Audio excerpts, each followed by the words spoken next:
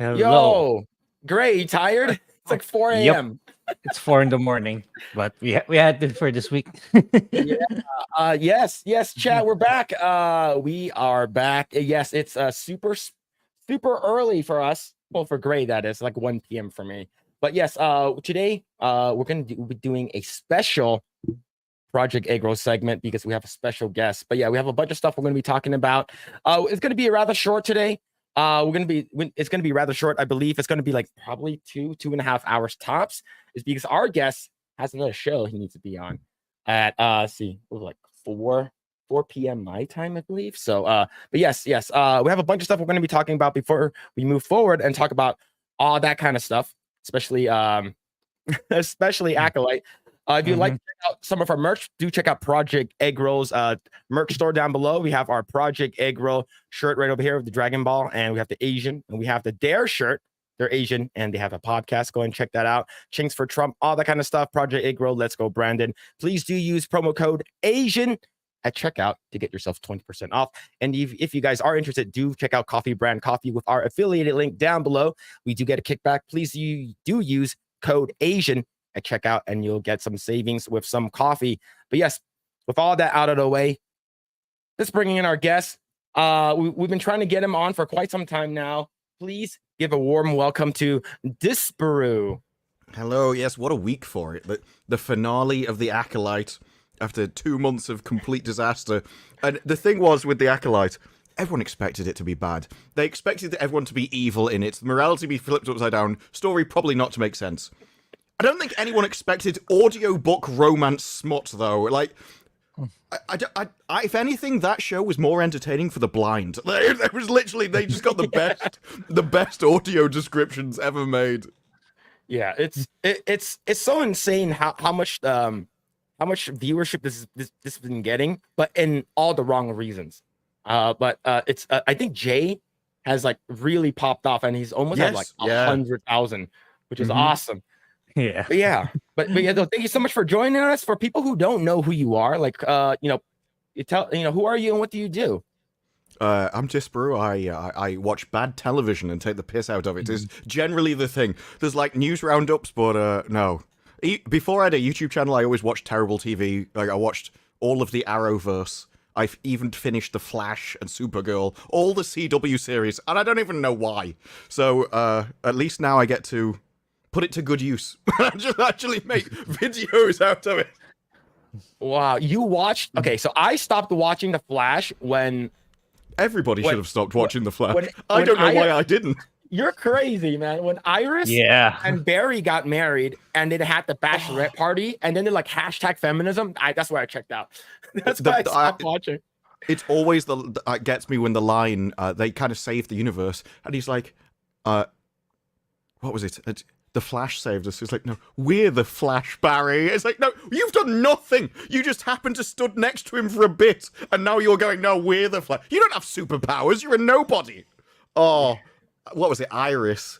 And the best Flash episode was when Barry wasn't there for a week. So you had, like, the girl power crew. Completely evil. Like, just pure evil, that entire episode. They had a woman who was going around killing people, and they just let her off. They were just like, you can join us now, it's fine. It's like, no, she's been killing people. What do you mean? It's like, I had a bad childhood. What? Oh, that episode. I think that was one of my first videos, because I was so amazed at what I was watching, that they were literally pushing just pure evil as the heroes, and then Barry came back and everyone was good again. It was like, okay, you need him in charge. Great. Did you ever watch Flash? No, only like the first 2 episodes. Then probably some more games or more shows came out that I preferred watching or playing. So I never really got that far. Yeah, but you would have understood the entire series after 2 episodes, because every single week it was just like, have you considered running really quickly to solve this problem? And that was all he ever did. He just ran fast, and then if he couldn't defeat a problem by running fast, they invented something to make him run even faster. And that was the only thing that happened throughout all of the series. Yeah, it's just literally run, Barry, run. It's like, how can I run faster? Right? And you can run faster, Barry. I believe in you. They even referred to it as like leveling up whenever he got a power boost. Is that okay? Fine. Yeah, I am flabbergasted that you put yourself through all that terrible TV show. Yeah. Well, I used to watch it on like a side monitor while I was gaming, so I wasn't going to sit there and focus on this thing because I don't think that's what I've always thought of CWTV as like ironing television. It is literally designed for you to be doing some kind of housework with it on the TV, just kind of half paying attention. So I just did the same thing, but with gaming. And you can get through a lot of television if you game a lot, and you do that. So that's actually amazing. Like the fact that you also just went through Doctor Who. Oh yeah, Right. yeah. Well, that's the other thing. I am a bit of a completionist, so like I started, and yeah, at least the current series I was making videos, so I kind of stuck with it. I have no reason. I don't even know why I stuck with I can't even remember her name. Jodie Whittaker. I have no idea why I stuck through those series. The Flux series. I watched the entire thing. I don't know what happened. I don't even know what that series was about, and I've seen the thing, but I couldn't explain it to anybody. It was like, oh, the universe is being destroyed. But then she met like a god or time or something, and it was her, and I'm like, I'm so confused. She kind of popped out of a box or something at the end. I think it was. I literally couldn't explain it. It was wild. But yeah, But no, I think the last series of Doctor Who was literally the worst series of television I've ever seen. Definitely the worst finale. This was a guy who couldn't even bother to write a story for his own finale.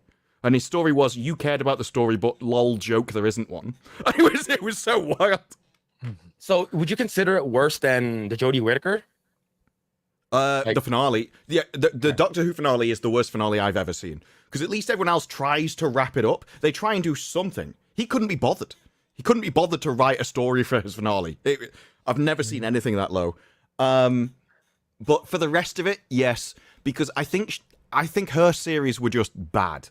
Whereas his series were just actively spiteful and actively hateful. Like there was one episode where a load of people died literally because they were too racist to be saved.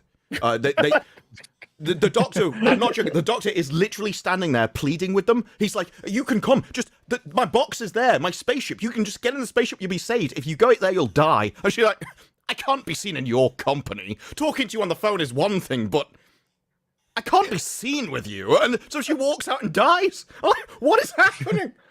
Then there was another episode where he got his partner killed because he was too busy trying to bang a bloke in a building over there. He knew she was in a building with aliens that wanted to kill everybody. Didn't care. Too busy trying to get his end away with this fancy man. And the only reason she survived is because this fancy man sacrificed his own life to save her. The Doctor stood there and cried, which he did every single episode. He never solved anything. I actually worked out right. The Doctor, at no point, the entire series, saved a single person. Somebody else came in and saved the day every single time. What he did, he would stand there and cry. Someone would feel sorry for him and they'd save them. It was ridiculous. That's insane. Like how far Doctor Who has fallen. Like I never made it all the way to Capaldi. Like I stopped with Matt Smith. Like I didn't even get to that's a good one. You had the best ones. Okay. Yeah, like I didn't even get to the part where he regenerated. Like I think the last thing I probably saw was there was like a girl that was stuck in like a underground box or something like that, some kind of tube or something, and then they have to like rescue her, and she was there for like a while. I forgot. She had like brown hair. It might have been Capaldi's companion. I'm not sure, but I didn't get to finish it. But I do want to ask. So I think Capaldi was one of the best doctors. He just had terrible scripts. So it wasn't his fault. He has some good episodes, but it's like him lifting poor work above where it belongs. Wow. So I do want to ask, and how did you sort of like get in touch with like Gary, FNT, and now like, you know, and now that you're like a permanent like co-host for FNT, like how did you and Gary meet, and like how did you meet like the entire fellowship? Oh, that was kind of that just kind of happened naturally because I was watching Gary and Az before I was making videos. I was watching Gary because of his Doctor Who stuff that was happening at the time, and Az the Batwoman videos were where I found him. Az was the weird one actually because for ages, I never clicked any of his videos because I literally saw his thumbnails with the whiteboard. I'm like, these look ridiculous. There's no way I'm clicking on them. But they kept appearing in my feed. And in the end, I tried them. And it was like, they were interesting thumbnails because they could put you off. But once you realize you liked his channel, you instantly recognizable. And so probably had quite a high click rate once you got to know the channel, I suppose. But yeah, I think the first time anyone would have heard of it was there was a Lord of the Rings video with where they had all the super fans and they went into that castle. Oh yeah, and they showed them the previews. Well, Yeah. I had like a second half of a video, but I didn't have an introduction, and so I started looking at other Amazon versions of the same trailer and noticed that they were all the same. Like all the superfan videos were identical. They just had different people, and so all the reactions were fake. They would walk up to a thing and they'd all like, "Oh, this is amazing!" And you don't even know what they're looking at once you realize that it's all fake and scripted. And the supposed fan reactions, which are supposed to be realistic things, are as fake as the show is, kind of thing. And so I put that together as the introduction, and then the quartering put that in his video. I don't even know how he saw the video because I was tiny at the time, but somehow he saw it like almost immediately as I posted it, made a video about it, and that kind of kicked my channel off. And that topic and that video went out. So I remember I saw Drinker talking about it at the time. I think, Gary definitely saw it. I'm not sure who else saw it. But that was kind of probably the first time anyone had seen the videos. And then I think as I kept on with Lord of the Rings stuff, then I was invited on Drinker's channel. And it just kind of went off from there. That once they've seen the stuff and you kind of start growing,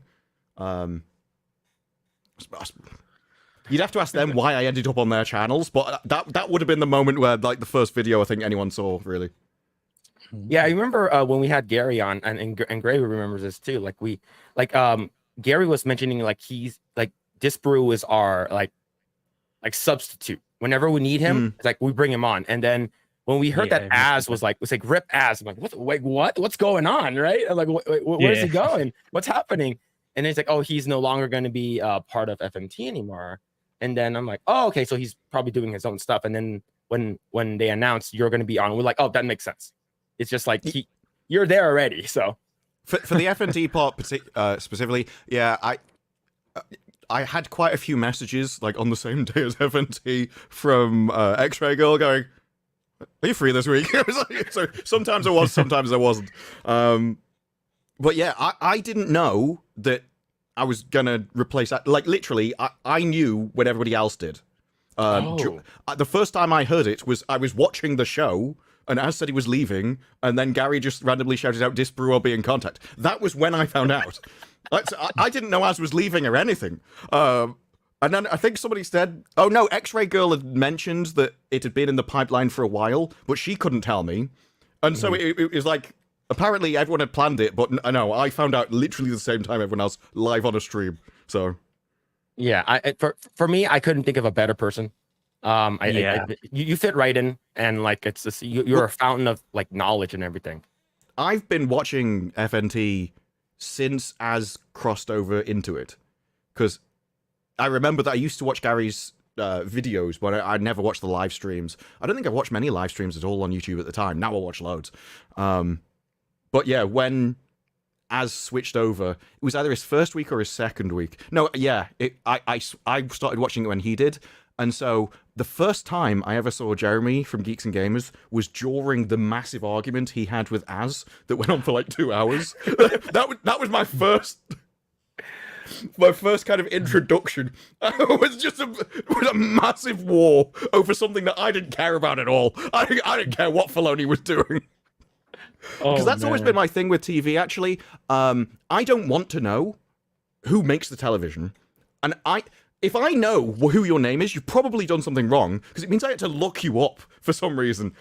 I just want to judge the show, watch the show, enjoy it, and move on. I don't want to know who the directors are or anything else like that. It doesn't really interest me. And I find it's only when, like, who's ruined this? Do I tend to learn the names? So, like, if I know the name Leslie Headland, something's gone horribly wrong. Yeah. It's the thing is, like, I knew of you already, but Grae is the one's like, I've been watching a lot of Disparu's video. Like, he has a lot of good points. Like, we were thinking Grae was probably thinking like, oh, maybe we should start doing like Batwoman stuff. It's because it sounds really bad. And then I'm like, because I watched Disparu's video, I'm like, what? Do you want to do Batwoman? He's like, I don't know. I'm not sure if you Grae, like, do you remember that? I think that's might have been like early on when we started. Yeah, probably very. Did I mention that? I would have done it after Batwoman. Maybe Gotham Knights though. That was a Batman kind of show. That's the kind of situation you're dealing with in Hollywood, right? They come out with a Batman show. First thing they do, kill Batman. Then they have all the children of all the superheroes and get them together. So you've got like the son of Batman, who is basically a worse Batman. Then you've got the son of the daughter of the Joker, who's basically a worse Joker. It was. I don't know why we're making TV shows about the inferiors of the people everybody else wants. It's stupid. Yeah, but that's a wild story, man. Like hearing that, like sort of quartering and how you got to where you are. I believe you're like over 200,000 subscribers. Yeah, it's like 250 something at the moment, I think. That's awesome, dude. Like, yeah, that's huge. But let's talk about. Oh yeah, go. You want to say something? Sorry. Okay. Yeah, it was just with regards to doing like the content of bad television. It's really low hanging fruit, but it's so funny. Like so there's some of them which are just there's like bad television, but then there's like the Acolyte where it's bad but also hilarious, and that's kind of I do think you need a disposition for it, but if you're into that kind of thing, if like cringe television is something that you enjoy, they are good fun videos to do. Yeah. Okay, someone in the chat says, I like Titans. Now, once I said, fuck Batman, I'm like, nah. No, I don't think I can watch this. Did they say that for that? I can't remember where I watched up to in Titans. I think I watched the first 2 seasons. No, I got up to... Was it Superboy and his dog turned up? And I'm like, I don't even know what's happening anymore in this series. I'm like, who is this guy? Why is there a magic dog? I got really confused. Grae, did you watch Titans? Yeah, I think I watched the first season, but I didn't follow up with the succeeding seasons anymore. I thought it was okay back in the day. I think the first series was the best, but that was because I don't know. It was a bit more brutal than I think other stuff at the time, where he just came in and he literally just annihilated everybody. That was cool. But then over time, was it? I can't remember who the second one was. I don't think it was. It wasn't. I don't know. There was like the main villain of the second series, and he knew all about all of their secret stuff and could overcome it all. And he's like, "Oh, he's the greatest villain they've ever had." I'm like, "No, he isn't." Is it? No. I know like Deathstroke has always been like the Titans like big bad guy. So that I couldn't make it. I think I watched like the first couple episodes of season 2. Like season 1 was with what's her name, Starfire, where her hair was like looks really black, really bad, fluffy haired Starfire. That's what I remember too. Yeah, and then the second season, I think they made her hair a little bit nicer, but that's about it. That's all I can remember. It was interesting because when they introduced on, I think it was another show, and they did like a pilot within the other show. I can't remember what it is. The guy, it's got like the big robot, and it's kind of a bit of a comedy thing. I think they were introduced as one of their episodes and spun off. So that's why I originally started watching it. And it was interesting for me because I don't read the comics, so they're all new characters. So I kind of enjoyed like finding out who they were. And then once we found that out, and by the got to the second season, they kind of lost their edge for me. Yeah.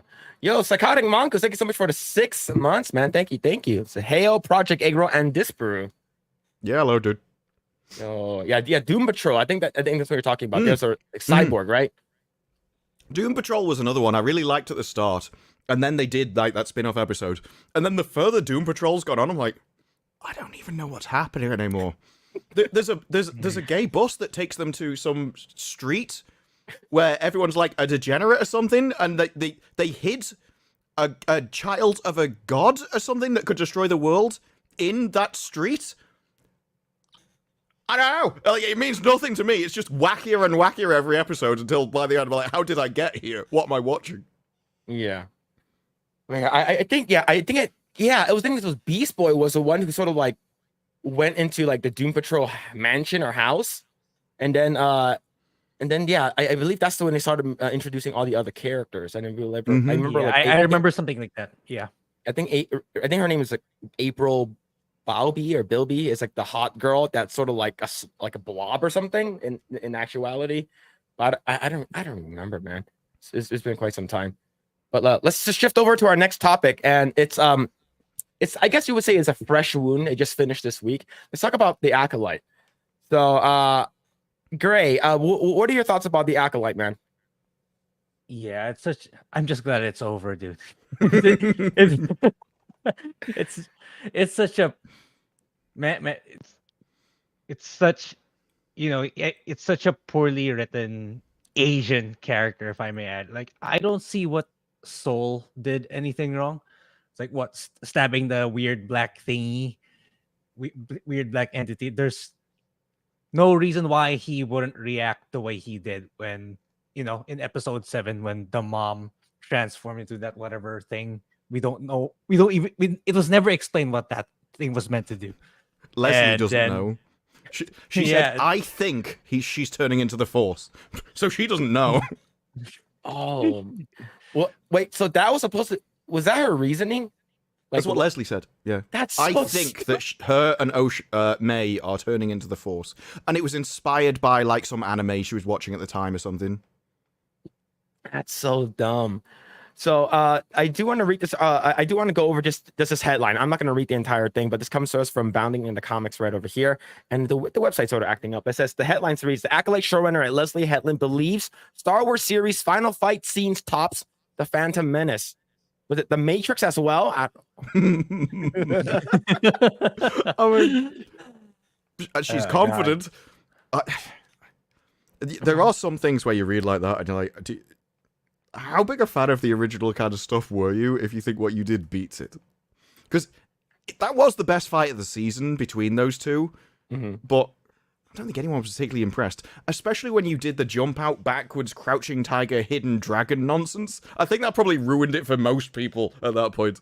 Yeah, it was very floaty. I'm like, what is this? Like, why are they using like wire? Like the wiring looks very floaty. I'm like, what's going on? Like when they were fighting, I'm like, this is. And then all of a sudden, May and Osha, like especially Osha, who has never shown any kind of martial artist prowess or anything like that, like it's literally on par with her sister. But then I guess their reasoning was they're actually supposed to be one person, and that's but they don't share experiences. Like she was trained by the Sith, and the other one was trained by the Jedi. You could have two entirely different fighting techniques. You may have been born the same person, but you had different experiences all your entire life. So you've essentially diverged into different people. But I don't think Leslie is intelligent enough to keep that idea in her head. I think she literally just thought, they're the same person, they must be the same. I think that's as deep as it goes. Yep. Yo, Alan Ing. Yo, Ing the Merciless. That's in the chat. Yo, with the $5 super chat says, son, I love you.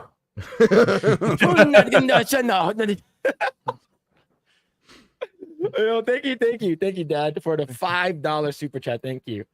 But, I would 100%. If someone was choking me and I had it would be an insult of some sort. I would try and like make them feel as awful as possible if that's what's going to happen.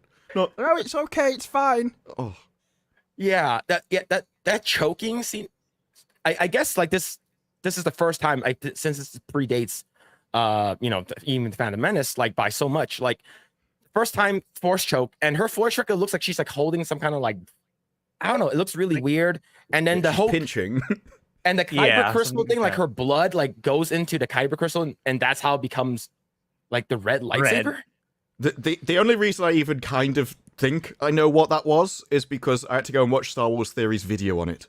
And this is the issue.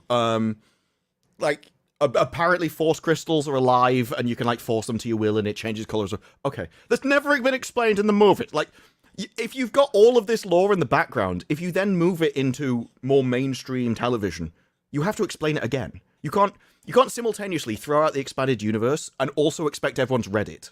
So I have a problem with any of that kind of stuff, like the Force Ghost or like the Force Sith creature thing that whatever the mother turned into should have been explained what it was. You can't just have that happen and be like, yeah, it's fine. Yeah, and the thing is that like me and Grae are relatively normies. Like we don't know anything about the EU. Yes, I am. I don't know much Star Wars stuff. I know the Old Republic better than I know anything else, just because I enjoyed the games. So that's the kind of the area I prefer. Now, what are your? I know this news is like old news now, but what are your thoughts on Leslie Headland saying that? Oh, I think I might do Knights of the Old Republic next. I don't think they'd let her. If they're not going to give her a season 2, they're not going to give her another season. Like, Okay. You have to prove you could be a success before they give you another IP. And I think even Disney would understand that they're running out of things to steal. And so if they want a fresh start in a new era, the Old Republic probably would be next.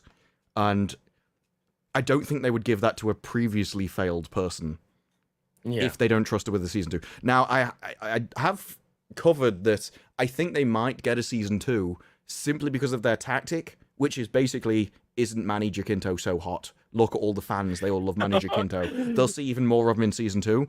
And while I don't even think that's pitched at the audience, I think that's pitched at the top of Disney. And I think like Kathleen Kennedy and everything will just be like, yeah, he's gorgeous, isn't he? Oh, the fans will love him because we do. And so I actually think it's quite a clever, like, Hail Mary to try and get a season 2. Yeah, the thirst trap. Yeah. Well, after Rings of Power, after it had finished, everyone was doing their honest reviews and stuff and came out and said it was crap. It's not really happened with this. Some have, but a lot of them are like, no, this is the future of Star Wars. This is the future. Manny Jacinto's hot, isn't he? Because this is the future of Star Wars. They all mention him and they're like, oh, wasn't it great, that episode? So, no, I think he's probably their only hope at this point. Yeah. Grae, how do you feel now that like there's a hot Filipino in Star Wars? How do you feel? Yeah, is he even legit though? I think he's Filipino raised in America, so it doesn't really Filipino Canadian, yeah. Yeah, it doesn't really count in my opinion. It just the back, just with the last name. He was born in Manila but emigrated to Canada as a toddler. Yeah, that's what a lot of them do. Like a lot of them migrate to Canada. So, but he just did it at a very young age with his family. But yeah, usually this cultural disparity is not gonna be the same anymore with person who was raised in Canada versus a person who was raised here. Okay, well, I've got another question for you then, because in the GQ interview, he starts playing the Filipino card, right? And he starts talking about how he's diverse and how all these Filipino people can now see themselves in Hollywood because he's there. And he talks about the dogfighting in Top Gun Maverick and said it was an incredible feeling because even throughout shooting, we were able to meet people in the Navy, in the Air Force, and a good amount of them are Filipino.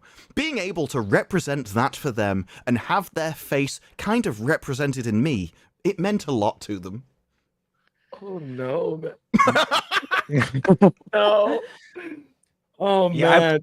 I'm probably one of the very few minority who even knows what the Acolyte is, so I'm pretty sure that's a lie.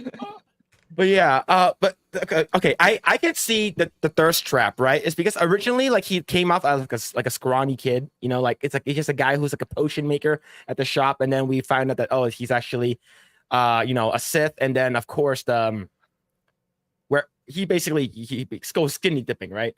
And there's a lot of girls who are on X saying, "Wow, I understand why Osha turned to the dark side now." Mm-hmm. She wanted that lumpia, so just like, okay. After episode, I think it was 5, where they had the big battle, he wasn't supposed to be in the series again. He was a season 2 arc. But Leslie Headland said when they put him in the costume and they saw his arms, they realized that there would be riots in the streets of the fans, and so they rewrote the rest of the season to, like, basically crowbar him in. So everything you've seen, the entire romance, it was all, like, written afterwards. And just off how he looked. Oh, man. They say, we don't want to objectify people. They still, no. There's a Bounding Into Comics article where it goes, the reason for the thirst of him is because he, gender swaps the hypersexualization of actors. Because Leslie's been on about how he takes on a lot of female traits. Like, he's very soft-spoken. His clothing is very flowy. All that kind of stuff. It's weird, because Leslie Headland shouldn't be interested in him at all. Especially if she's got a wife, right? And yet, the way she talks about him definitely sounds like she is. So I'm confused. I'm confused if she's confused. Yeah, that's insane. Yo, Pythagoras with the 1 month says Letty stealing Darth Plagueis equals plagiarist. Oh no. Oh man. No, thank you so much for the 1 month, Pythagoras. And Johnny KS just coming in with a 5 gifted membership. Thank you, dude. Thank you. Is she bi? She could be. Yeah, very likely based on what she's I mean, done. given her comments. See, discount Ezra Miller. Now here's the thing. This is actually it. Like, I think that Manny is a lot better than Ezra for sure. Yeah, right. I think he's a lot better. I think he can act better, and he doesn't lean into the he is leaning into the fact that he's Filipino, but I would say it's like he's a lot better than Ezra for sure. But yeah, I think he just kind of has to say the Filipino shit given what's going on in Hollywood. So he has to build that narrative. If he doesn't, he's out. You probably won't see him again in any of the prominent TV shows. So well, if I'm right that the interviews are basically pitched to get a season 2, so it's not really at the audience, then it would make sense that was the play. Like, he's diverse, everybody loves him, he's a heartthrob. That's basically all Disney want in the show. We can get romance out of it, kind of thing. So he does tick every box. And to be honest, I think most people agree he was the best thing about the show. So yeah, he is the best thing. Like, Drinker upgraded him to premium Ezra. Yeah, he did.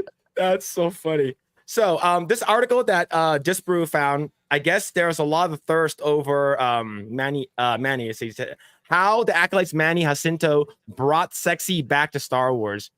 So it says right over here, the byline says, I think baby oil goes a long way. Oh my god, this guy Yang Yi Go. Oh no. Oh man. This entire article, I think, was written with that guy's tongue on the floor. This is just like pandering, kind of, oh my god, I can't believe I got to meet him. It's that kind of tone. Yeah, this is insane.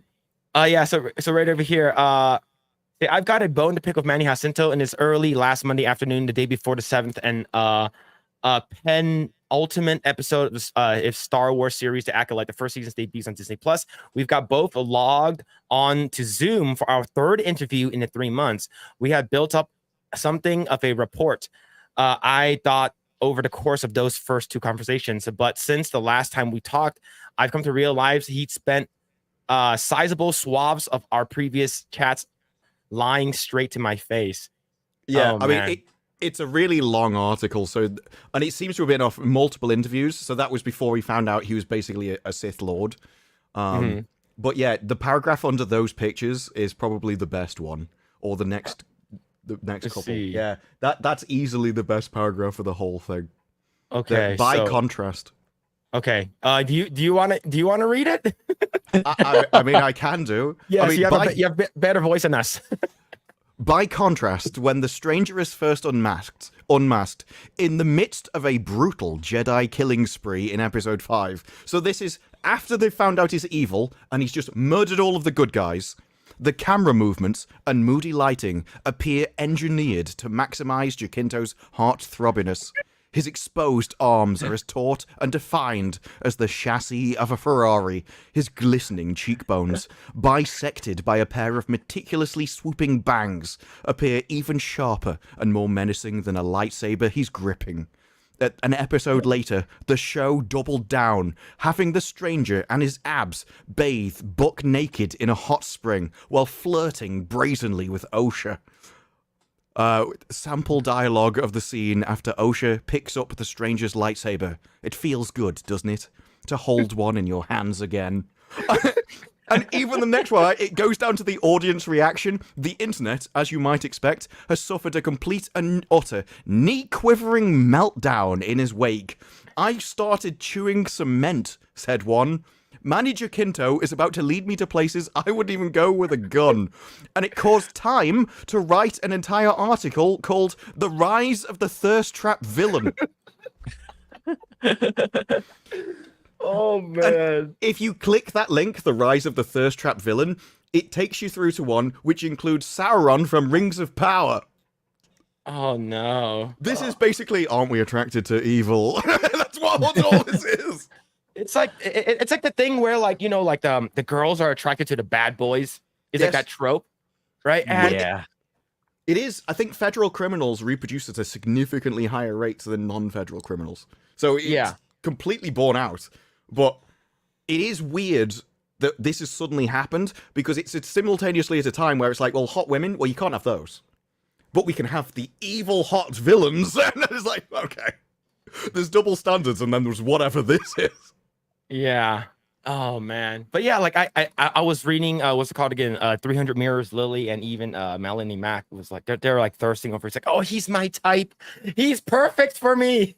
To be fair, and I think Melanie Mac would have said this herself, her taste in guys is wild. Do you know Jujutsu Kaisen? Yeah. Yeah, she likes the Scarface dude. Like the main Oh. villain of like the most of the series. The guy who just wipes out entire regions of people. Yeah. It's like, okay.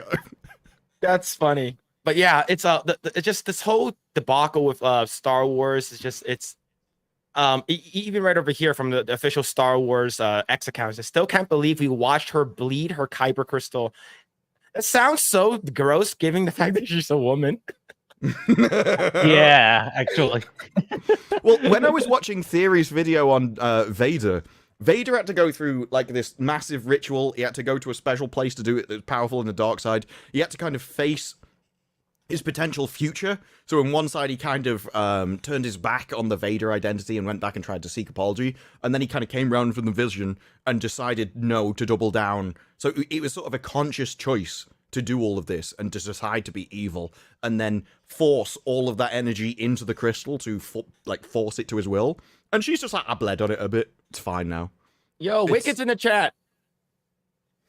Yo. Yeah. Hey, Wicked. Hope you're doing well. Hope you're doing well. It's a wild thing to do. It's literally it's another Ray. It's like something that everybody else had to struggle and do deliberately. I've just done it now. It's fine.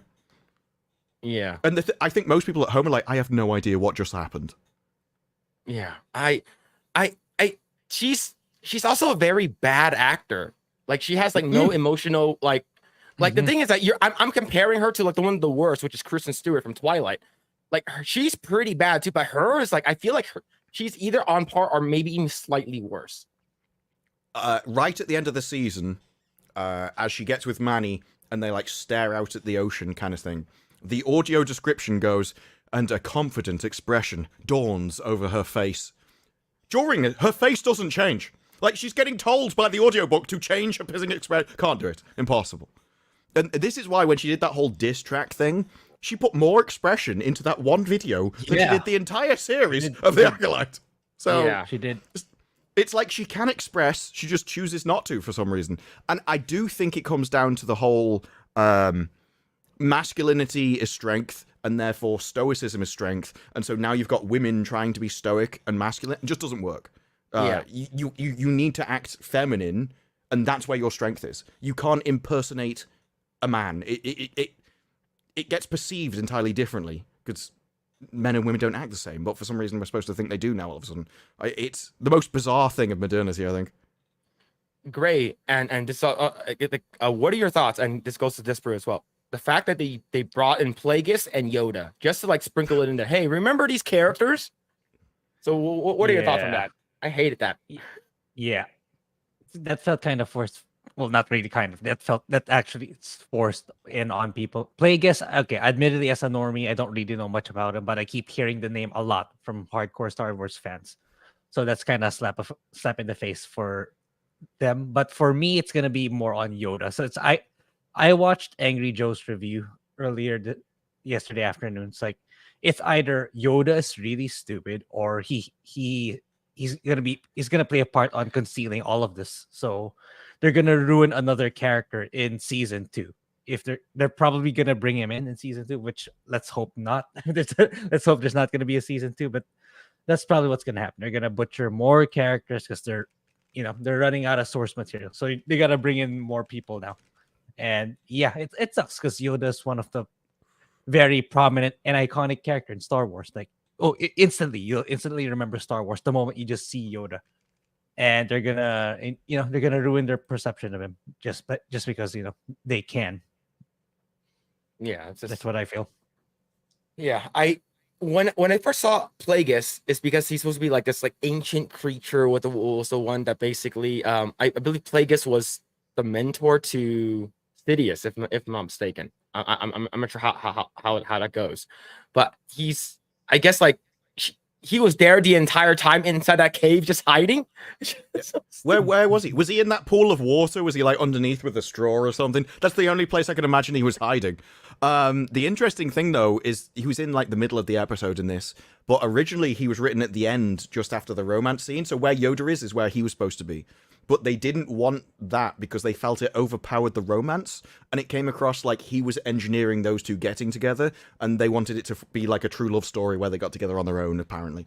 So they had to move him forwards. Well, now you've got the ending and you've got nothing left, so it's like, well, guess we put Yoda in. That's where it seems. She did an interview where she was asked, I hear you had to fight hard to get Yoda in the stinger. And she goes, well, I wouldn't call it fight hard in an adversary kind of way. It's more that he's a big character, so while I wasn't fighting aggressively, it was a spirited conversation. Which to me, if something is a spirited conversation, that means they didn't want you to have it, and they kind of gave it you after you argued. So I'm not sure she has as much backing as may have been, or as much faith as may have been portrayed earlier. But for me, yeah, all these Jedi have just got killed. Why did Yoda not go there? Yeah. That's literally the case that it should have been a major deal. He should have gone and investigated. And I don't know how you get around that now. If he knows, I don't know why he wouldn't mention it earlier. Because even if you're like, oh yeah, we covered this up 100 years ago, when you find out that Palpatine is like, you'd mention something, you'd be like, oh, look, I know I swore to secrecy, but let me tell you about all of this stuff that I've been covering up for 100 years. I think it's got a little bit important now, you know what I mean?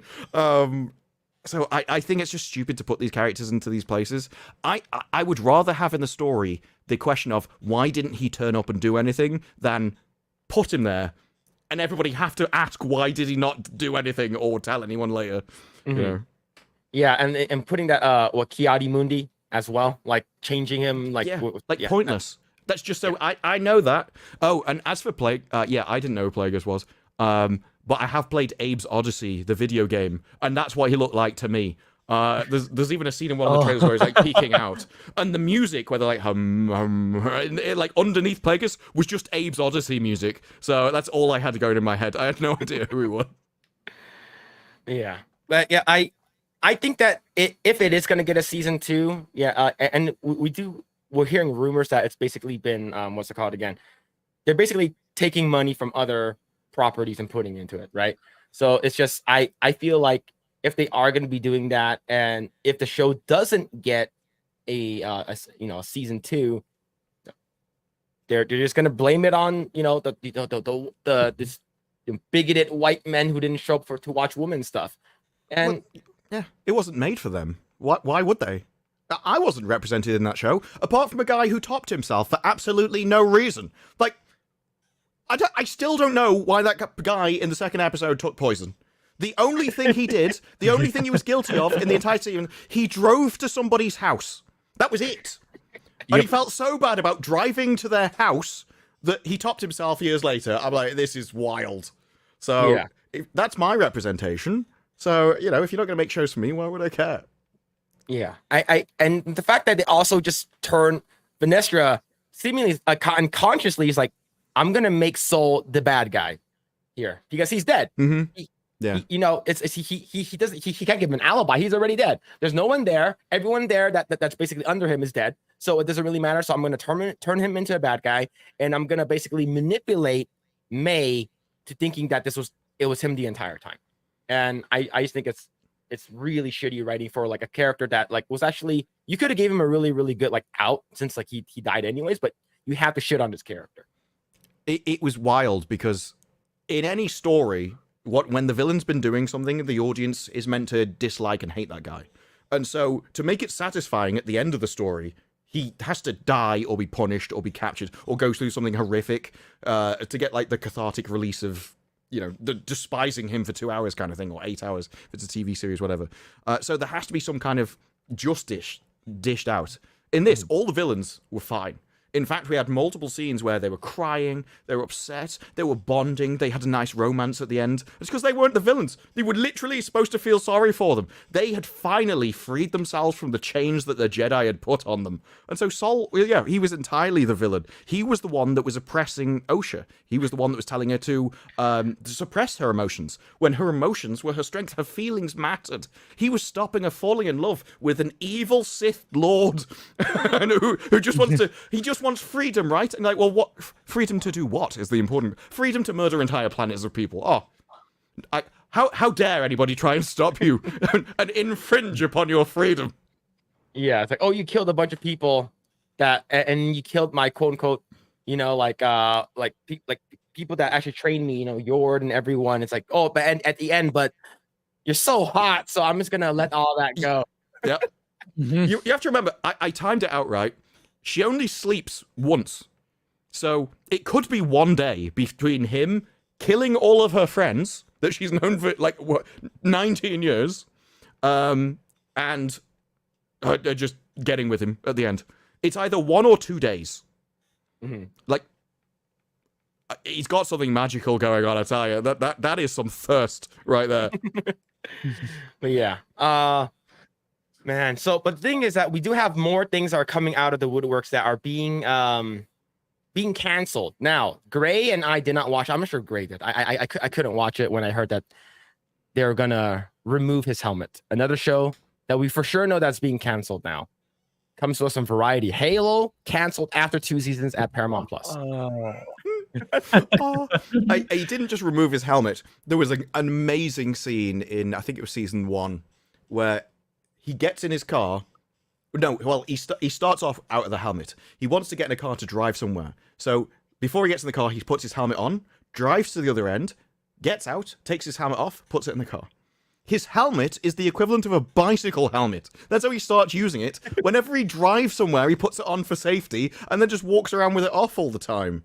And this guy, he literally said in an interview, well, obviously, and I don't know how you're used to do it, but in any quality television, you have to see the character's face because you have to bond with him. You have to see his emotions. This guy has one expression. He's the male version of Osha. He wouldn't know how to act if he said himself. He has the same expression as his helmet. That's the same acting range. Just keep it on. Yeah. And the thing is, I was basically looking up articles, and I was like, why are people called Master Cheeks? And I regret looking that up. That wasn't just once, by the way. It became a bit of a running meme. Every episode in season 1, I found an arse. There was always an arse in the thing. Maybe it was a CGI one in the background on a desk. Maybe it was just shoved up in front of you. Or maybe it was like quickly shoved in as they span over a computer monitor. They hid an arse in every. I'm convinced it was done deliberately. He even banged a spy that worked for an enemy that wanted to wipe out the entire human race. I'm like, that's wild. Yeah, Grae, did you watch this? Did you give it a shot? No.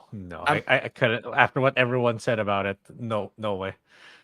Especially, I have a lot of fond memories of playing Halo on Legendary with my mates back in the day. That was the interesting thing about it, because I never played the Halo games because I was a PC player, so being Xbox exclusive, never played them. But I did streams with Epic Mike, Lethal Lightning, Lady Gravemaster, who all loved the thing. And so they're like, I can't believe this is destroying the lore. I'm like, this is just awful television. I had no idea about the lore. It was just really, really awful television. Yeah. So people are saying that season 1 was bad, but season 2 was a lot better. Is that true? The thing is, not really that much happened. There was some fights in it and stuff. Was it better than the first one? I mean, it moved at a bit of a faster pace. Okay. But I know from like Lethal that they were still getting angry that it broke. If you like the games, I don't think it was probably better. Because everything they did, like they introduced the flood, but they did it in a really stupid way. Oh no. The flood is like the coolest part of like was it part 2? Like Halo 2? No, Halo 1. They were already there in Halo 1. the way they introduce is like kind of like a thriller and suspense because like they can get any organic tissue and turn it to their will. So I don't know how they introduced it here, but that's how it's It's done a the first zombie game. virus. They're just zombies.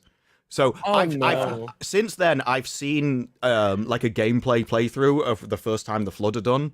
So I know like the weird creatures in this. It is just zombies, and for some reason the little girl can control them with her mind, and I don't know why. But she starts having hallucinations with her ancestors, and then that allows her to control the zombies because they're just about to eat her, and then she controls them and they run off. Apparently none of this is lore, but I didn't know, and I'm like, I don't know what's happening. Why is she... in one of the earlier seasons, there's a witch that she meets that talks to Master Chief, and she's like, tells him, you're going to go through trials and tribulations, and then she walks into a volcano, because, oh yeah, they're about to glass the planet, so they're mid-glassing the planet, and he's like, you need to get on this ship to survive them. They're like, no, we're not leaving this planet because we were born here, so they basically walk off and get glassed, and then she appears as the little girl's hallucination, and they start controlling zombies. I have no idea what happened in season 2. Like, none of this, like, holds together as a plot, and I'm still like... It's called Halo. Show me a Halo. Tell me what the Halo rings are. Because they said this isn't canon, so the Halo rings in this may not do what the Halo rings did in the game. And they don't work the same. And they never explained it, and we never found out why we were after them. Oh. They don't have the foundations of storytelling, so you don't know why you're watching, and you don't know why anyone's doing anything. There was an entire pirate storyline that literally went nowhere, and I don't know why it existed. I don't think that having Master Chief, based off of what you're saying, Disparu, having him, let's say if he had his helmet on the entire time, you never saw his ass, and he always kept his armor on. I don't think even that can save the story, given how bad the writing is. No, but I think with any of this kind of stuff, you see it all the time, right? You'll be watching a trailer, you'll be like, well, that's not like the lore. You'll go, well, it's only a tiny issue. Yeah, but if you don't care about that, it proves you don't care about the rest of the lore, and so it's like the red flag. And I think that's what the helmet was. It was a load of people unhappy because you're kind of already proving that you don't care about Master Chief or don't understand it. And so you've got all these people bonded to a character that you're now already destroying. And if you're willing to do that over something as basic as seeing a guy's face who can't actually form an expression, then what else are you going to destroy? And so, yeah, I saw a lot of it. It's only a small issue. It's like, yeah, but it got worse. And so, at first, that was the problem everyone had. But the further it went on, the more story plots there were, the more lore they destroyed. Yeah. And I think after 2 seasons, I want to know what a Halo is. I still don't know. So, in my opinion, I think what you just said right now, that also applies to Star Wars. That applies to most of them, yeah. Especially with The Last Jedi. Here's this symbolic thing. It's called the lightsaber that you guys use for that you are the last Jedi. I give it to you. First thing he does is chucks it over his shoulder. Right? Mm-hmm. It's what you said is like, if you don't care about this one thing, you don't care about the rest. Yes. Right? At least Force Awakens, they tried. Everything was like basically they just redoing everything over again. But they could have had such an amazing thing, right? Okay, so Grae, what is the Halo this is for Disparu? What is the Halo? Okay. It's a powerful weapon.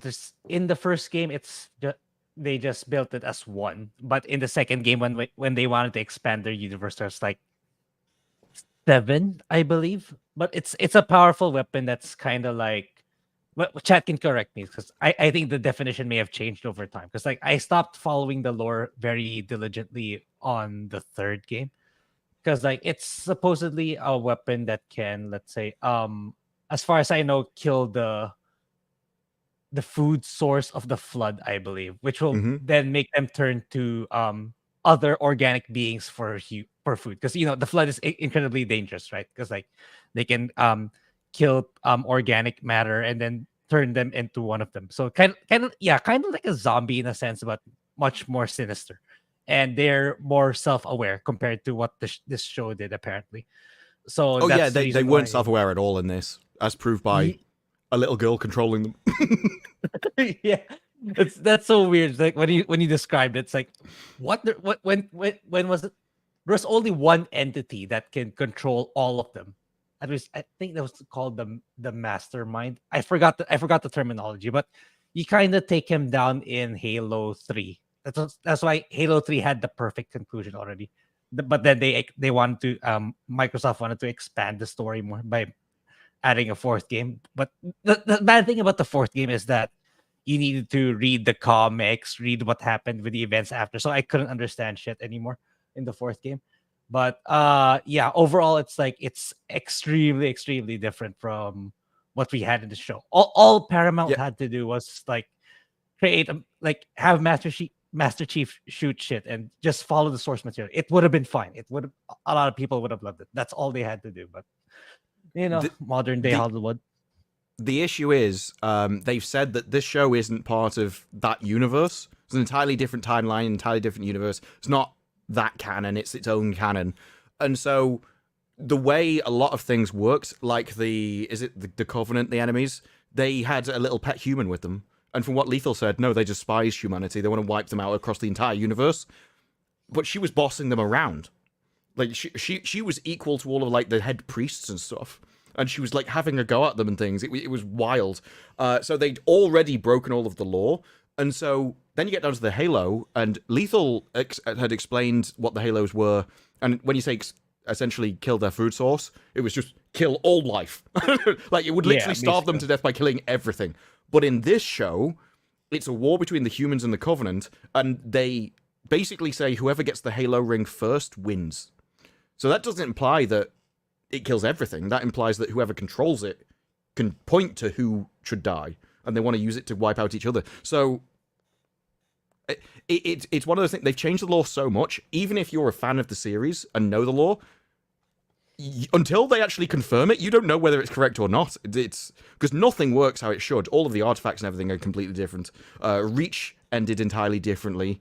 Apparently, all the different forms of what was it, like the types of Spartans are all different. They all sprung into sorry, they've changed so much. Yeah, You'd never know what's correct and what isn't at this point. Yeah, I think if they kept his mask on, I think a lot of people would have been more okay with it. It's sort of like when Michael Bay, what's Michael Bay? The Teenage Mutant Ninja Turtle, the ugly turtles that it came out with, right? Was it Michael Bay? I think it was him, right? But the thing is, it's sort of like if they don't care, it's so easy. You have Mandalorian as sort of like an example. You could, he kept the mask on. He only took it off like a couple of times, maybe 2 or 3 times at most. Right, and then you had Dread from Carl Urban, the 2012 one. Disparu, did you watch Dread? I don't think I've seen it. Everyone keeps telling me it's amazing. You need to watch it. It's good. I was just always more into TV series than movies, so there's probably a lot of movies I haven't seen. Yeah, I've seen the original Dread. Oh, the one with Stallone, right? Yeah. Grae, did you see it? I asked you this before. You haven't seen it yet, huh? Yeah, I also watched the one with Stallone, which I know I remember even back then it was kind of cringe. I kind of like it though. That's the kind of cringe stuff that I like. Yeah, maybe I should watch it again. Actually, I have vague memories of it. Like he's standing there outside, and what is it? Like all the people are shooting, and his partner is crouched behind this police car, and he's just standing out, going, "You will all be arrested." And he goes, "What weapons are they using?" She tells him. "What ammunition?" She tells him. It's like, yes, their effective range is 300 meters. We're at 450. Why are you crouched behind a car? Yeah, it's bad. All right. But yeah, thank you so much, everyone who's hanging out in the chat right now. We have a cumulative of 735 people watching. That's a lot for our channel. But thank you. I appreciate it. Yeah, I think most of people are actually on X that are watching. But yeah, thank you. Yeah, subscribe to Disparu. His link is pinned in the chat for the YouTube, and follow him on X. He usually gives a lot of really good takes, and he watches a lot of shows, so we don't have to. X is just me ranting about whatever I've just seen. It's literally like, I hated this. This was crap. Or like, look at what they're doing now. Like this, the what is it? The Deadpool popcorn bucket that I was in the wild. And Did you see the controller? Oh yeah. I'm like, why are you making it out of his arse? Like, do you Yeah. know the audience that like you're aiming at? Like, you probably would have done better if you put Lady Deadpool there. You would have sold more copies. Yeah. All right. Let's go ahead and talk about the nonstop content that we're getting from Ubisoft and Assassin's Creed Shadows. Yes. I guess there's like Grae mentioned last week. There's always something new that's popping up from Grumps. Grumps is the guy who's like going in and like looking at everything. So Disparu, what are your like knowledge on that? Like, do you have any updates or anything like that, or what do you know so far? Well, at first I didn't know anything, so everything I kind of see, it just is a tweet that pops up, and it just constantly seems to be getting worse. So it started off, it's just like, oh, you've kind of race swapped a samurai, and then they use it's a real person. It's like, I highly doubt that, actually. That just doesn't seem, from a logical perspective, that doesn't seem accurate. Like, no, it is, look. And they kept referring to something. It's like, oh, whatever. I don't care enough about Assassin's Creed to have really got into it. And then over time, I've seen that everything has come down to like one guy who wrote one book. And he has some like university, he's like a professor or something at a university. And it turns out, I read recently, that he's been editing Wikipedia for like years, all to try and point back to his book and cite his book as the source of this information, when he's the only source of this information. So he basically decided this guy existed, and then only because of a Ubisoft game that was based on it has his entire life been just like broadcast as a lie.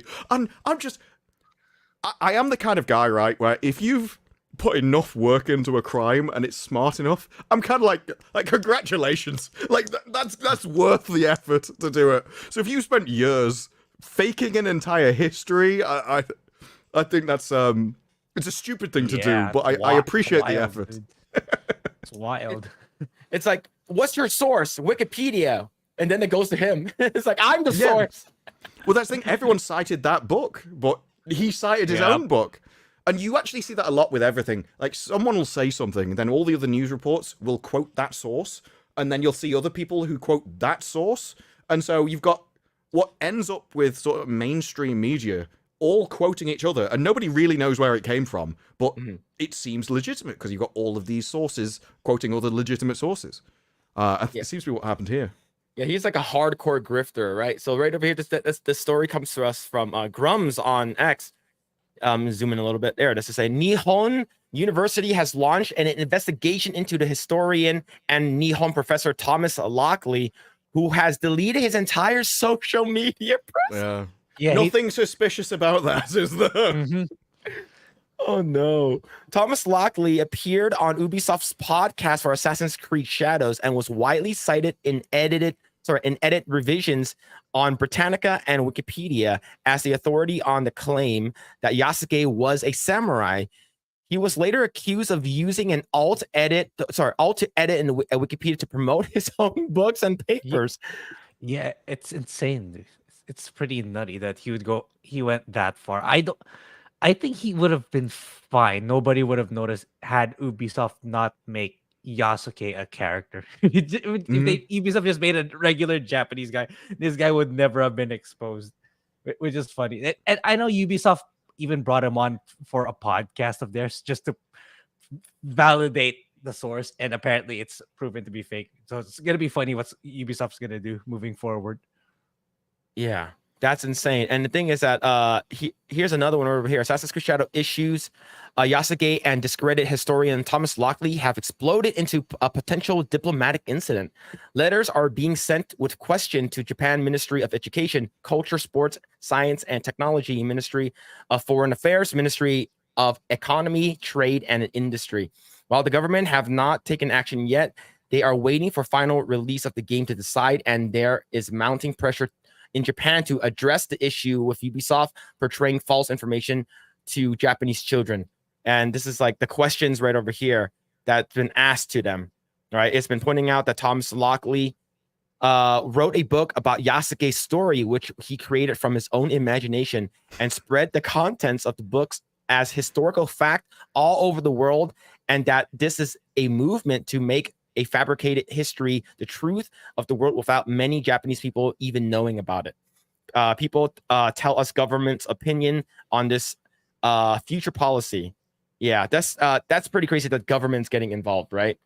But Yeah, and I know some people will be like, oh, I don't want the government involved in it. So I'm fine with this, right? I think a country should protect its history, should protect its culture, especially when it's something like this, which is basically just a foreigner has come in and started destroying your history. Because we've seen this kind of stuff happen before, where even if people had known about this, once a movie comes out or like a major game, it does like that's what most people know because they never knew the original stuff, and so the lie goes way further than the truth ever did.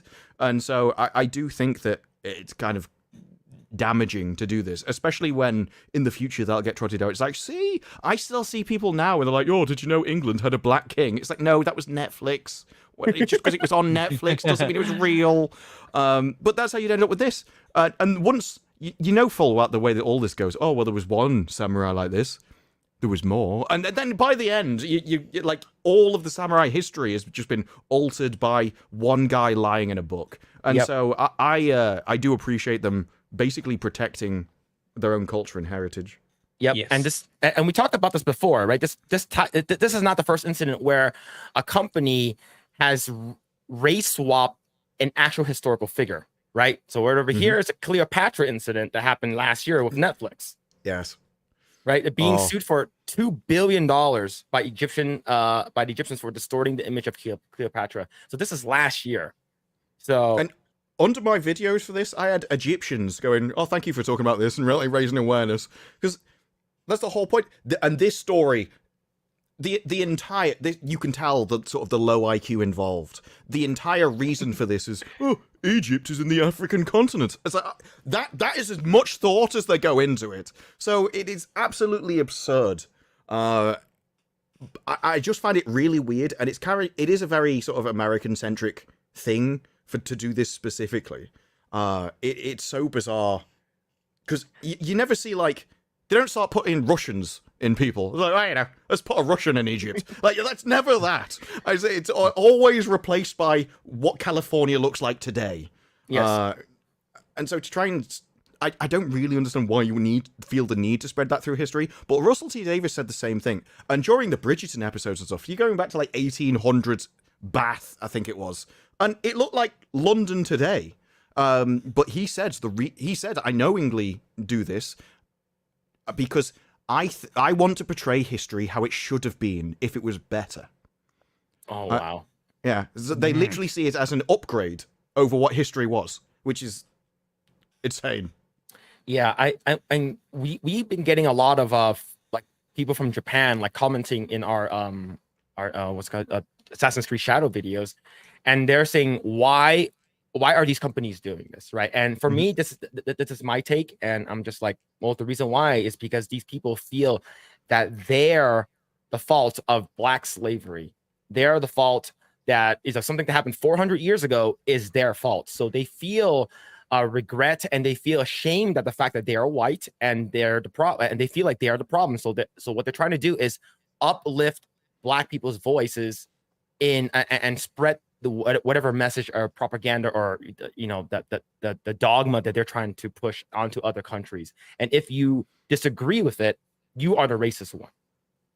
And they've been doing this for a little bit now. And the thing is, if you're claiming that this is historical in any way, and like if this is a game that's geared towards the teenagers or even like young kids, because young kids will be playing this game whether or not they're supposed to, they're going to be like, oh, this is what we saw. So, black characters, and I just feel like they don't respect the history at all.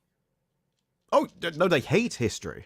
You have to remember, you're dealing with people who see progressive. They literally see history as marching from basically a horrible place to a better place. And so the further you go on in time, the better it gets. It's constantly progressing to a better place. And so the further you go back in time, the more horrific it is. And so they literally do see it as an upgrade. They are fixing the mistakes of what was in the past by bringing it up to modern times. And they want people to learn the false history because then they think that it'll improve progress even more. It'll progress faster. And as to why people, I think it probably depends who you're talking about, because there are a lot of people in Hollywood that are just going off self-interest. I've seen, it's a fun game actually. Whenever anyone in Hollywood goes, this is a problem, we need to fix it, they are always the person that benefits. If it's like, oh, well, we need more acting roles for older women, it's an older woman saying it. If, oh, we need more directing roles for Filipino, it'll be a Filipino that wants a directing role.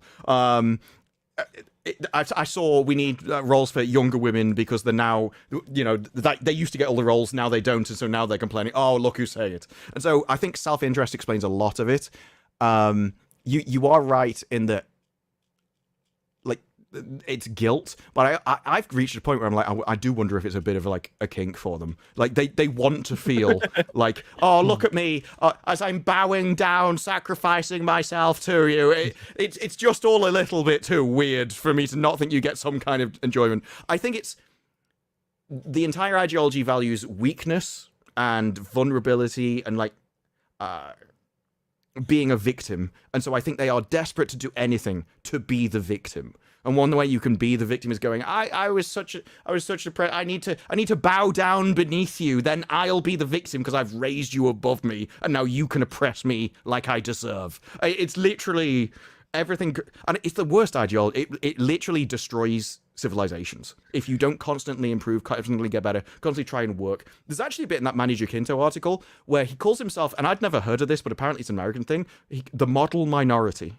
Yes, that is the thing. So that was something that was started, people started using it, I believe, either in the 50s or 60s when they started bringing in a bunch, like more Asians start coming in, especially in San Francisco, right? That's one of the ports where a lot of Asians came in.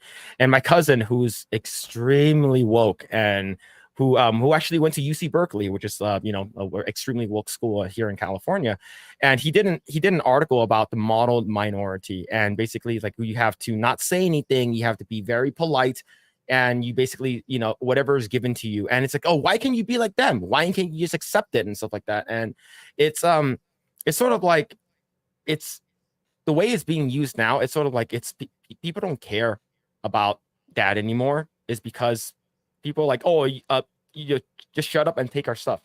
It's definitely sad, and it's yeah. If you actually look up the model minority stuff, like even like they brought in a bunch of like a bunch of Asian people here to do to construct the railroads, right? The railroad tracks, like in the early 90s. It's just they're like, look at the model minority, and it's like no, they actually got paid, right? So like it's just the whole thing is like, who's more oppressed? Is the oppression Olympics? Who's more oppressed? If a certain race is more oppressed, then let's uplift them. And yeah, I think it is sort of a kink. It's the fact that they are getting people who are online saying, yes, you did this for us, right? And it's usually not the people who are like, you know, people who are oppressed aren't the ones who's usually saying it. And they are the ones who are like, you don't speak on our behalf. Like, why are you like, I'm doing this for you.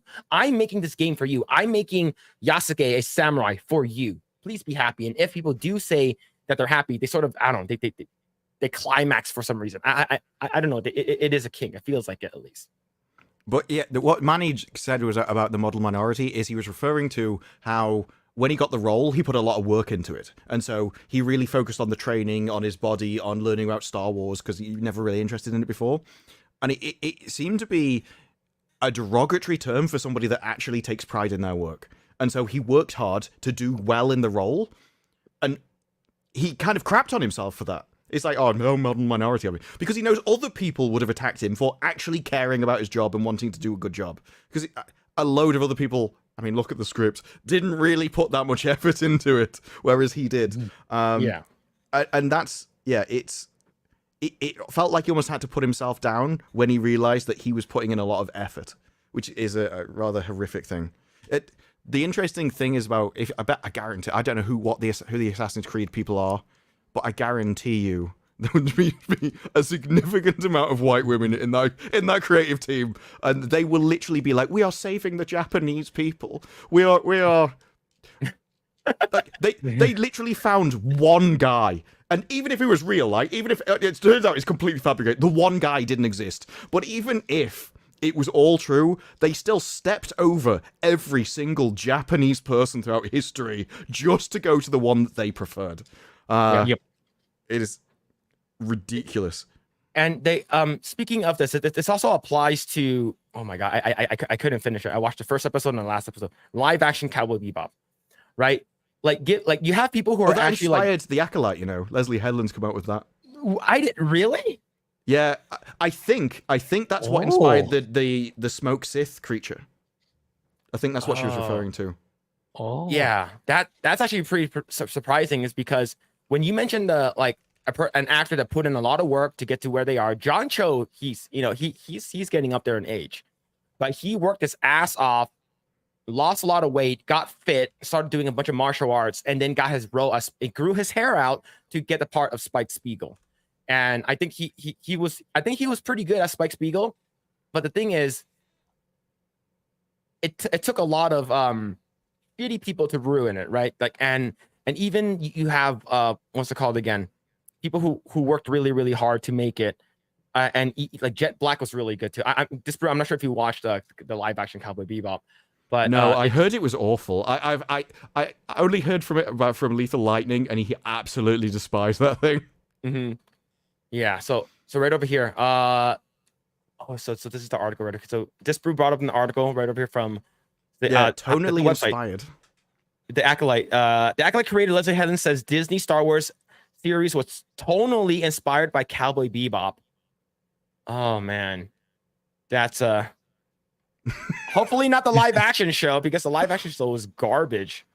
It just seems like such a random thing to bring up, because she's done other articles where she was talking about what other inspired her, and it was things like Crouching Tiger, Hidden Dragon, and that kind of stuff. She never mentioned Star Wars. That was my main issue. Everything that inspired her, she never said Star Wars. Like, well, you know, the other movies, for instance, no. The books, nothing. No, Cowboy Bebop. That's the closest. That when you think of Cowboy Bebop, obviously you think, yeah, they were probably ripping off Star Wars when they made that. Yeah, but it gets worse. It's not now that they have the video games, and then like if you say anything about it, you're a racist. And we do have a lot of people in the comment sections who are actually defending it, right? But they're getting a live Broadway show now.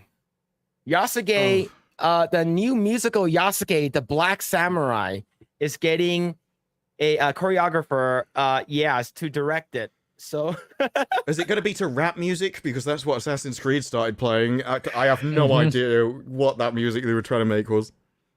Yeah, it's going to be a musical too. So it could be to rap music. They're probably going to take what's it called again? Hamilton, with like they're going to use that as like jumping off, right? Because like, you know, Lin-Manuel Miranda basically rap most of the time. So I don't know. This is crazy. Thinking you have so many people who are like, what the hell is going on? Now you're making a Broadway musical about the Black Samurai. Yeah, I just don't know why, if we're making something samurai, we can't just have Japanese people in it. That's what I want. For instance, when Harry Potter was being filmed, J.K. Rowling set a rule that British people had to be in it because it was a school set in Britain. So it makes sense. All the people fit together. It sets the scene of where this place is, and it's realistic and kind of draws you into the entire environment of it because everything fits together. When you start breaking it, because now you've got people from all over the world who don't fit in the area, even if you were like, oh, well, they would have actually been there in real life, it doesn't matter because you're trying to make everyone believe that this is set in like Korea or wherever the TV show would happen to be. And so you should have people from the local area that are recognizably from that area to set the scene, so that you don't have to explain it all. And every time you break that sort of vision, every detail that doesn't really fit in that scene pulls the audience out of it, because you're noticing it, even like subconsciously. And so they actively ruin their own show by trying to do this, as you end up thinking about that rather than anything they're trying to tell. Yeah. Grae, how do you feel about this? Are you going to watch this? This was written in just 2 days ago, right? Yeah, it was written yesterday. At least for here. I think I get my impression is like whoever's running this would-be shows, like they're kind of stuck in between right now. It's like, oh shit, the historian who apparently wrote it is apparently a fraud. So at the same time, they probably had to make this public already. So I get the feeling that there's a good chance maybe it'll get canceled, or maybe they'll emphasize so heavily that this is a work of fiction. It's one or the other, in my opinion. So overall I'm still not interested. of course, it's like it's fabricating a lie, and it's it's like makes me wonder, will Ubisoft do the same thing? Like, will they backtrack on this is based on historical events? What I wonder what they will do. It's like I think they would probably just admit like this is a work of fiction, and they'll still push through releasing the game because it's like it's way too late now for them to backtrack the entire game just to change the CGI, the appearance of the character. I think they'll burn way too much money for that. So they'll probably just say it's a work of fiction for this and for Assassin's Creed Shadows.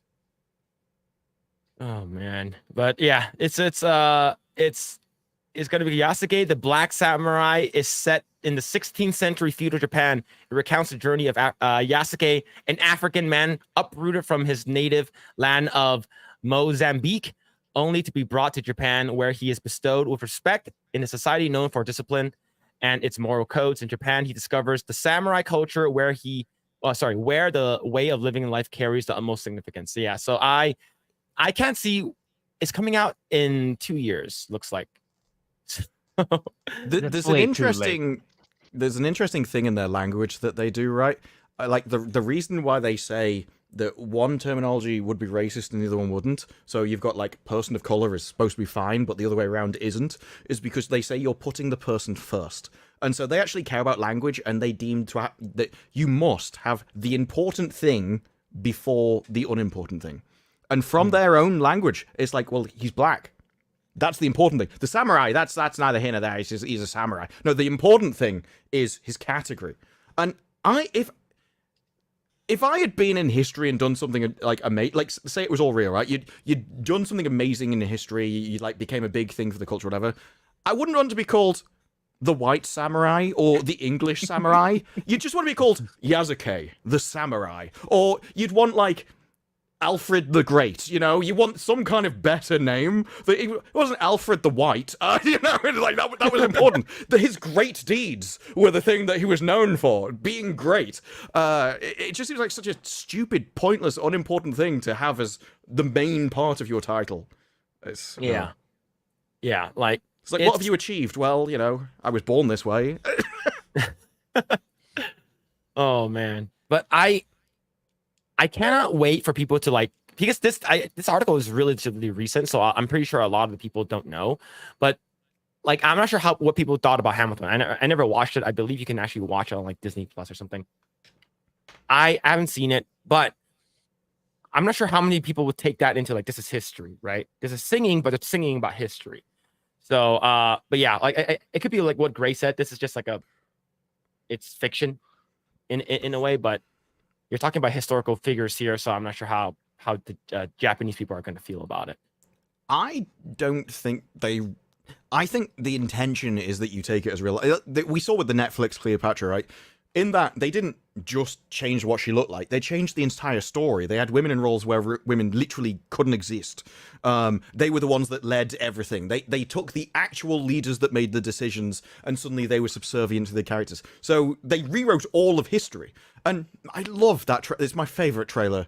Well, it's one of my favorite trailers, where it's literally just the woman going, I don't care what the history books say. My grandma told me Cleopatra was black. I'm like, you can't quote your grandma as a source. A historical source. Was she there? Was she like that old? Like climbing out the coffin, decrepit, just on the last legs. Oh man. I forgot about that trailer, man. Yeah, that was the best bit. So it was like, the moment she said it, everyone went wild. Oh man. All right. Let's go ahead and talk about our next topic, and let's talk about the Lord of the Rings. So I Disparu, you talked about it yesterday on FNT, and in Grae, if you don't know about who JD Vance is, he is Trump's VP pick, and then everyone started like crapping on him, right? Because he's basically a guy from Ohio, basically started off with nothing, got to where he is, and now everyone's talking shit about him, saying that like he's a white supremacist, and how like he said that when his family has like a burial plot where like everyone in his family is buried there, and he said that he wants his wife and his kids to be buried there with him. And then I forgot, it was on CNN or MSNBC or whatever, one of these crazy woke outlets, news outlets, they're saying that, oh, that's sort of a sign of white supremacy. And it's like, what's going on? So why are they trying to bash this character because he's a part of the Trump thing? Now, they're not stopping there. They are not stopping there. So I do want to watch this video is because this article comes to us from Mediaite. It's right over here. And it says, Rachel Maddow connects J.D. Vance liking Lord of the Rings to far right. It's Aryan, but you move the N to the front.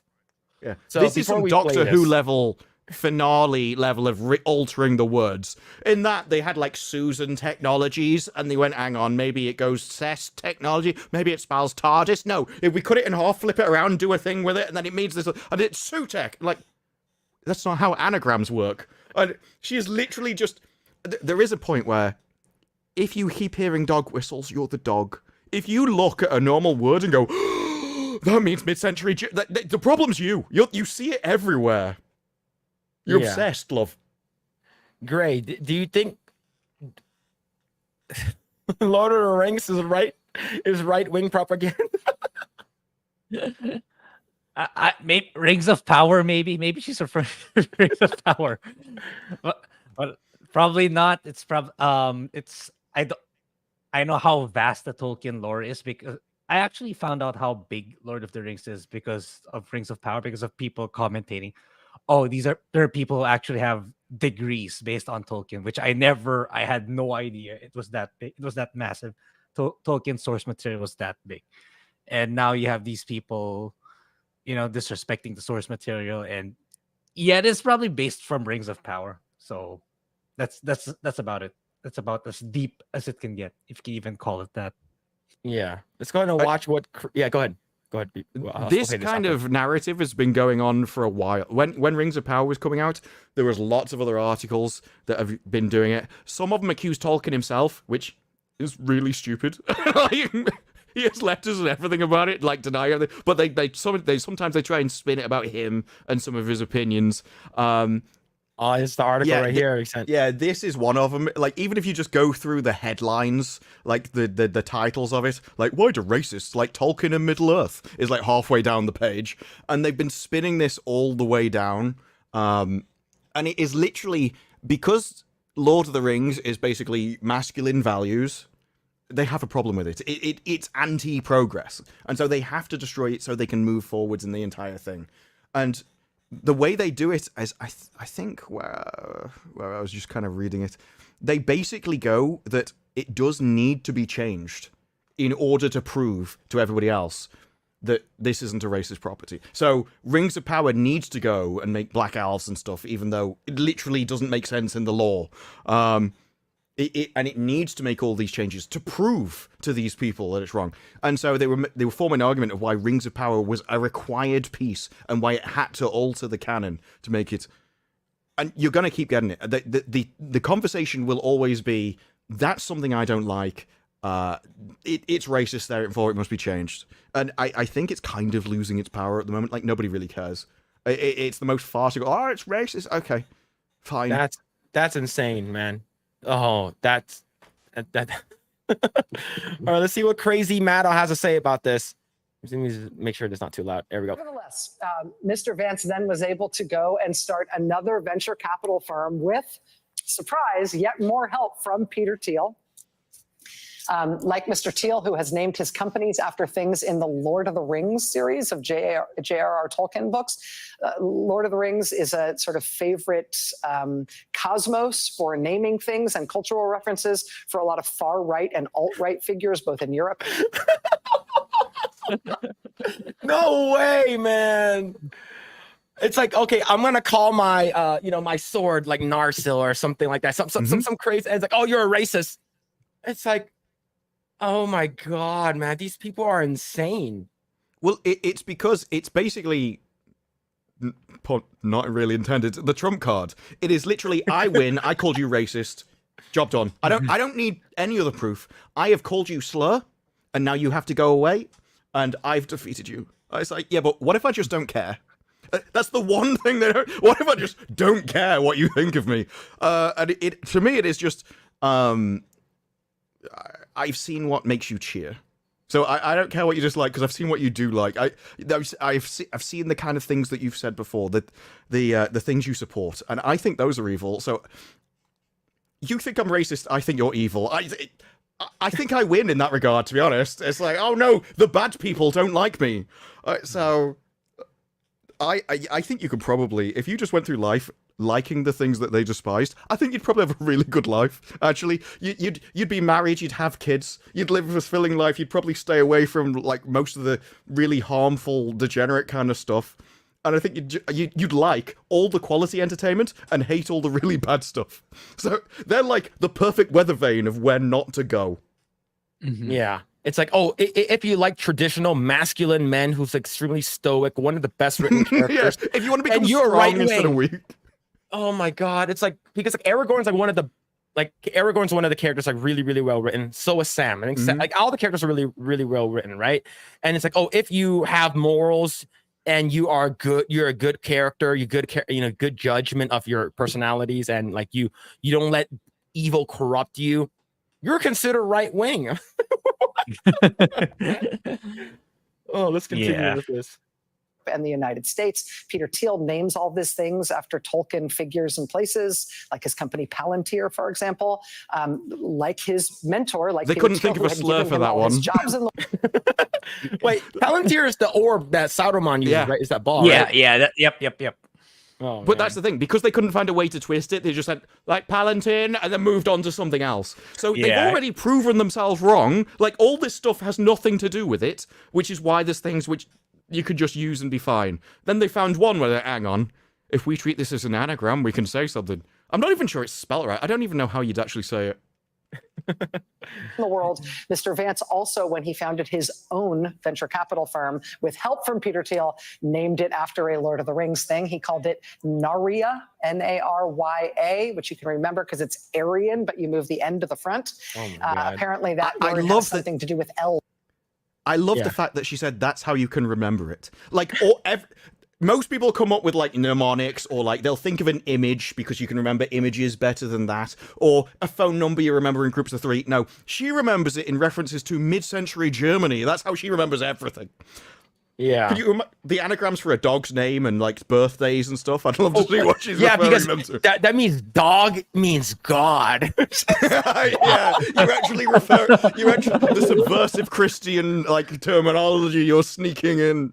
Oh man, it's so dumb. There's so many articles that came out. How dare you keep God as a pet? There's one over here saying how Lord of the Rings shaped J.D. Vance's politics. A lot of my conservative worldviews was influenced by Tolkien, right? And then if you go down, I think that's a good thing. Yeah, like, I think you so talk about too. Aragorn. Aragorn is he's an incredibly strong guy, but he earned everything he has. He's lived a really long time, but he's not good at fighting because, you know, he was the chosen one. He was good at fighting because he practiced all the time. And so it was literally just strong men who earned their positions doing what strong men do, saving the world. And that's why they hate it. Yep. Like, if it was really diverse and all the women were in charge, they'd love Lord of the Rings. Oh yeah. Yeah, like, and the thing is, everyone always bring back the, what's it called? I always forget her name. The daughter of the Rohan, forgot her name. Eowyn? Yeah. Yeah. If you saw the Eowyn scene right now, you would consider it woke. I'm like, no. Like, she got her ass kicked multiple times, and then she was like, okay, I am no man, right? Like that thing, like, they would, if that scene came out right now, yeah, they would be like, oh yes, this is woke, and then all the females would have praised it. But Disparu, how do you feel about the whole Eowyn thing? They use that a lot. I think it might, but I think that's also justified because you have to remember something doesn't exist on its own, right? Lord of the Rings was like a product of its time and its place, and if it was now, then it would be as well. So that scene, let's assume everything else was the same. That scene would be surrounded by all the other movies that we've had now, where people have just had enough of it. And so, on its own, when it's actually written for something and it was done for the story purposes, it's fine. But when every single show does it, then people have a lower temperament for it. And so it might have been classified as that. But also, I think the rebuttal would have just been, it's a really old book. That's the defense. It was in the law, and it was back then. So they would have got called stupid, but I also think they would have been justified to have just been like, I don't care whether it's in the book. I'm fed up with it. I want a change.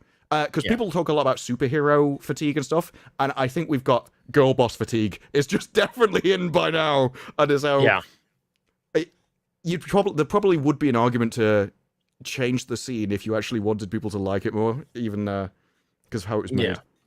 It's why I think it was good that Lord of the Rings was made when it was, because they could make it when people still wanted to stick to the lore and everyone was fine with it. Whereas, it's why it's a bit of a misleading argument, because if it was made today, everything else would have changed. Like, Aragorn would be a woman. You know? Well, they've already made him a black guy. Yeah, well, Gandalf would have come back as, like, some, some Korean. Literally everything would have been changed. Gandalf's the yellow. Oh man! But the thing is, I found so many articles about like the whole racist thing, right? Like here's another one from CBC right here: how the Lord of the Rings became a symbol for Italy's far right. For Italy's neo-fascist ruling party, J.R.R. Tolkien's fantasy epic is a fitting symbol of their beliefs, right? And if you go right over here, here's from New York Times. See, Hobbits and the hard right. How fantasy inspires Italy's potential new leader, Giorgia Meloni. I'm assuming that's how you say it. These are the It's older articles. Yeah, I remember this actually. When she was getting elected, they were like, "Oh my god, look at her!" She's like, since she's been in power, she's done absolutely nothing in this. And actually, the speech where they were like, "Oh my god, I can't believe she's so far," like all she did a speech going, "I believe in family values." That was basically her speech. I can't believe that you said this. What about all the miserable cat ladies? Won't you think of them? And it was so farcical. And she literally just said, "I like Lord of the Rings." It's like, so just most of the world. Like this, you can literally have anything. Half your side will like it as well. And it's like, well, I literally think it is because it is pure masculine values where you don't get that in Hollywood anymore. They want to move everything to more female-centric values. So you have things like, rather than hierarchy, justice, and hard work, it's now everyone's equal, we're all super powerful, you need to accept us how we are. And the simple fact, that doesn't make good heroes.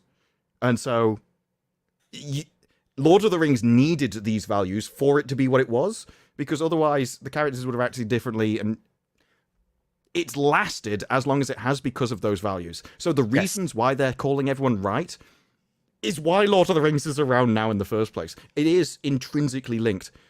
And I kind of think they are correct when they say that Lord of the Rings does belong to the right now, literally because you will not get masculinity on the other side. It doesn't happen.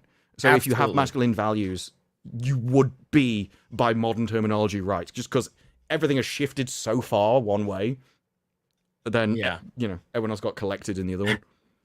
Another one here. Fascists have twisted Tolkien into the Lord of the right wing. The author loathed the despots, yet this fantasy saga is idealized by the Italian far right and has been flagged by the British counter-terrorism experts as a handbook for white supremacists. That's true. I remember that. There was a big list, and they listed all the things that led into like domestic terror. Well, one of them was literally Lord of the Rings. Yep, like, and completely insane. And here's another one. This is from Fox.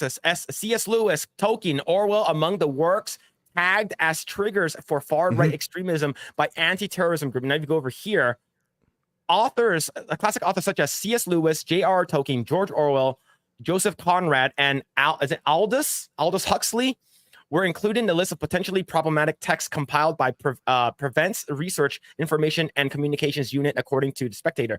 Authors whose work is allegedly shared by people sympathetic with the far right and Brexit also reportedly included. Don't you love how they included Brexit in there? What Brexit was, do you think your country should make its own laws?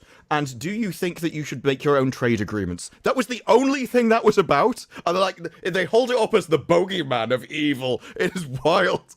Yeah, the Brexit thing was huge. I remember it was like back in 2016, 17 or something. It was huge, but it never achieved much because they never wanted to enact it. So they basically just did nothing, left everything as it was, and then basically nothing changed.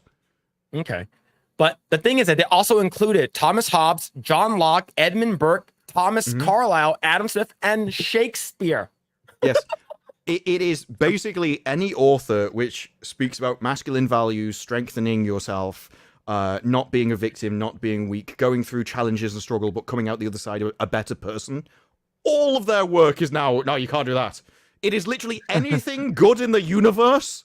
Oh, it belongs to the right wing. Well, you get to a point where it's like, well, that must be great then. Like, if they have everything good that makes you strong and like able to survive in the world and makes you successful, I'm not sure that's a game you want to play. It seems like you're giving, you're basically what they see as the enemies, all of the good stuff. It is literally, you could, what I want them to do, I want to go through every single movie and say what is right and left. I would love them to do that. Oh, that would be a good video, actually. That would be awesome. Yeah, but I want them to do it because I have a feeling they'd be like, great movie over here, terrible movie over there. And I think they'd just split and they'd be like, this is our entertainment. And be like, no, I don't want to be with you guys if that's what you think is good. Yeah. Right. And there's so many. Here's one from Daily Caller. Reading The Lord of the Rings and 1984 could lead to far-right extremism, government report warns. Yeah, so there's many reasons why they're basically trying to put all this together is because they don't like Tolkien, right? Basically what they did with Rings of Power, they're like, this is great. If you hate it, then you're a racist. But what made a lot of people very mad and tying this all back to JD Vance. Have you seen the Rings of Power? Sorry to interrupt. Yes. The latest Rings of Power picture? Wait, which Amazon Prime tweeted it out. We've now got Warrior Deezer. Wait, what? Yeah, What? I think it's on Prime Video account. Warrior Deezer. There's a picture of her and like her husband, and they're both holding hammers as if they're getting ready to hit somebody in the face. It was tweeted out probably, well, it was yesterday sometime. Oh no! There you go. No. There you go. Warrior Deezer, everybody. Look at Perry Chan.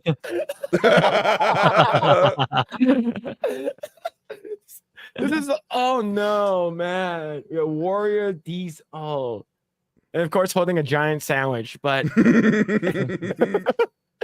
this is, yeah, they're basically trying to like show like, and her beard is sort of coming in now, maybe because I don't remember this beard, the side beard thing.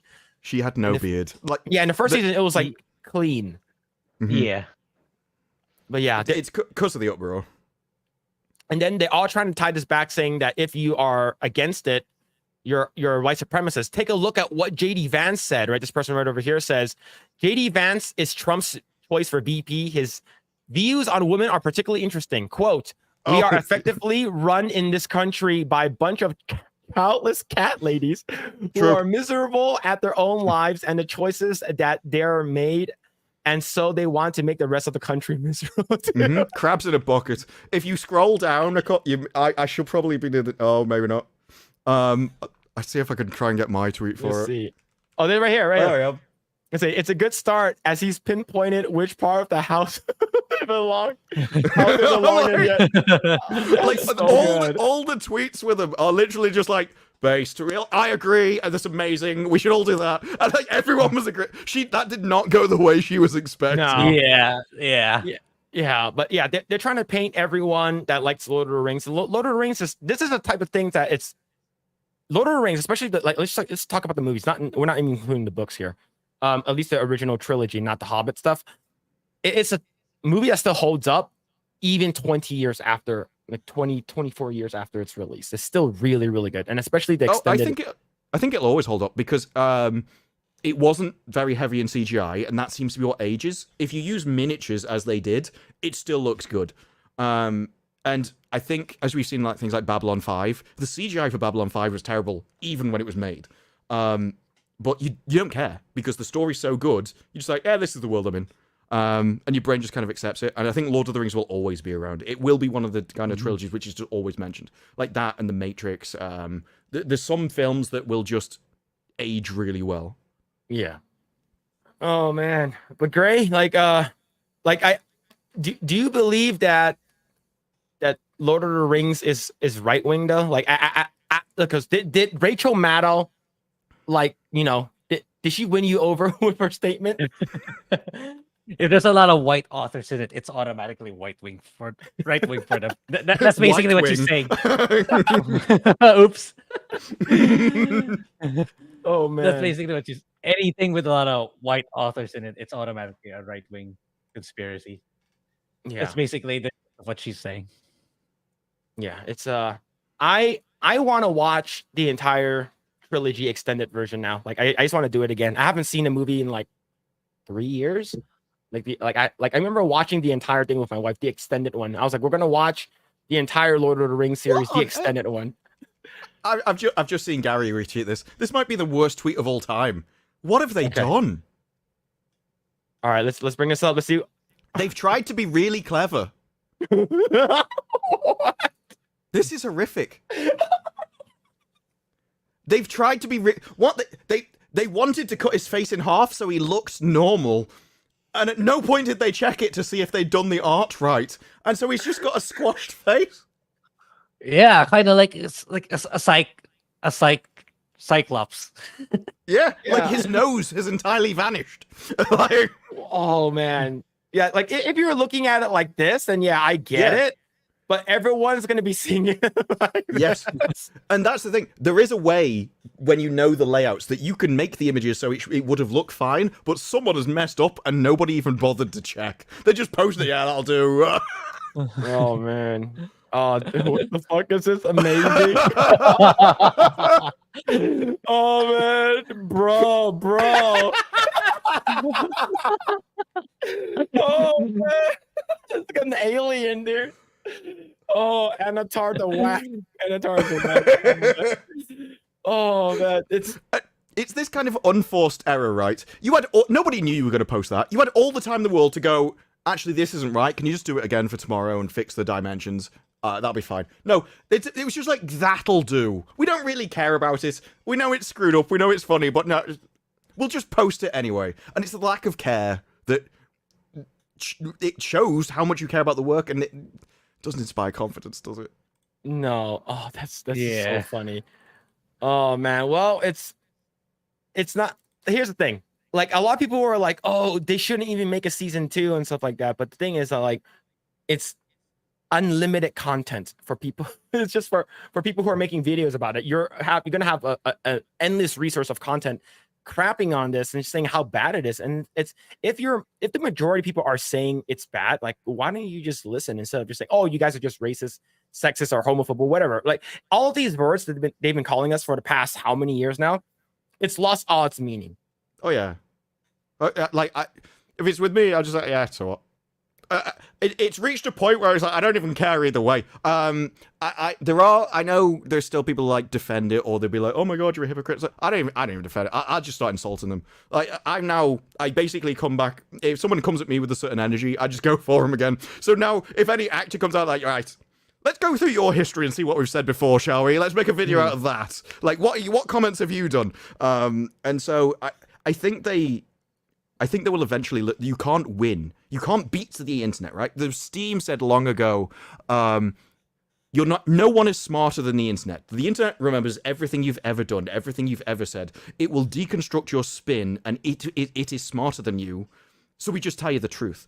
And Hollywood still has not learned that. They think they can defeat basically the combined intellect of every person on Earth. And it's like, you're just not that smart, love. You're just not. And they will do it. They will do it better than you. They will be more correct than you. They'll be funnier than you, witty. Their voice will go further than yours can.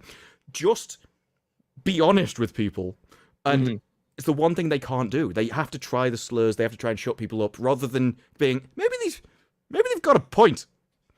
Yep. And that's why it's like I just laugh at the stuff now.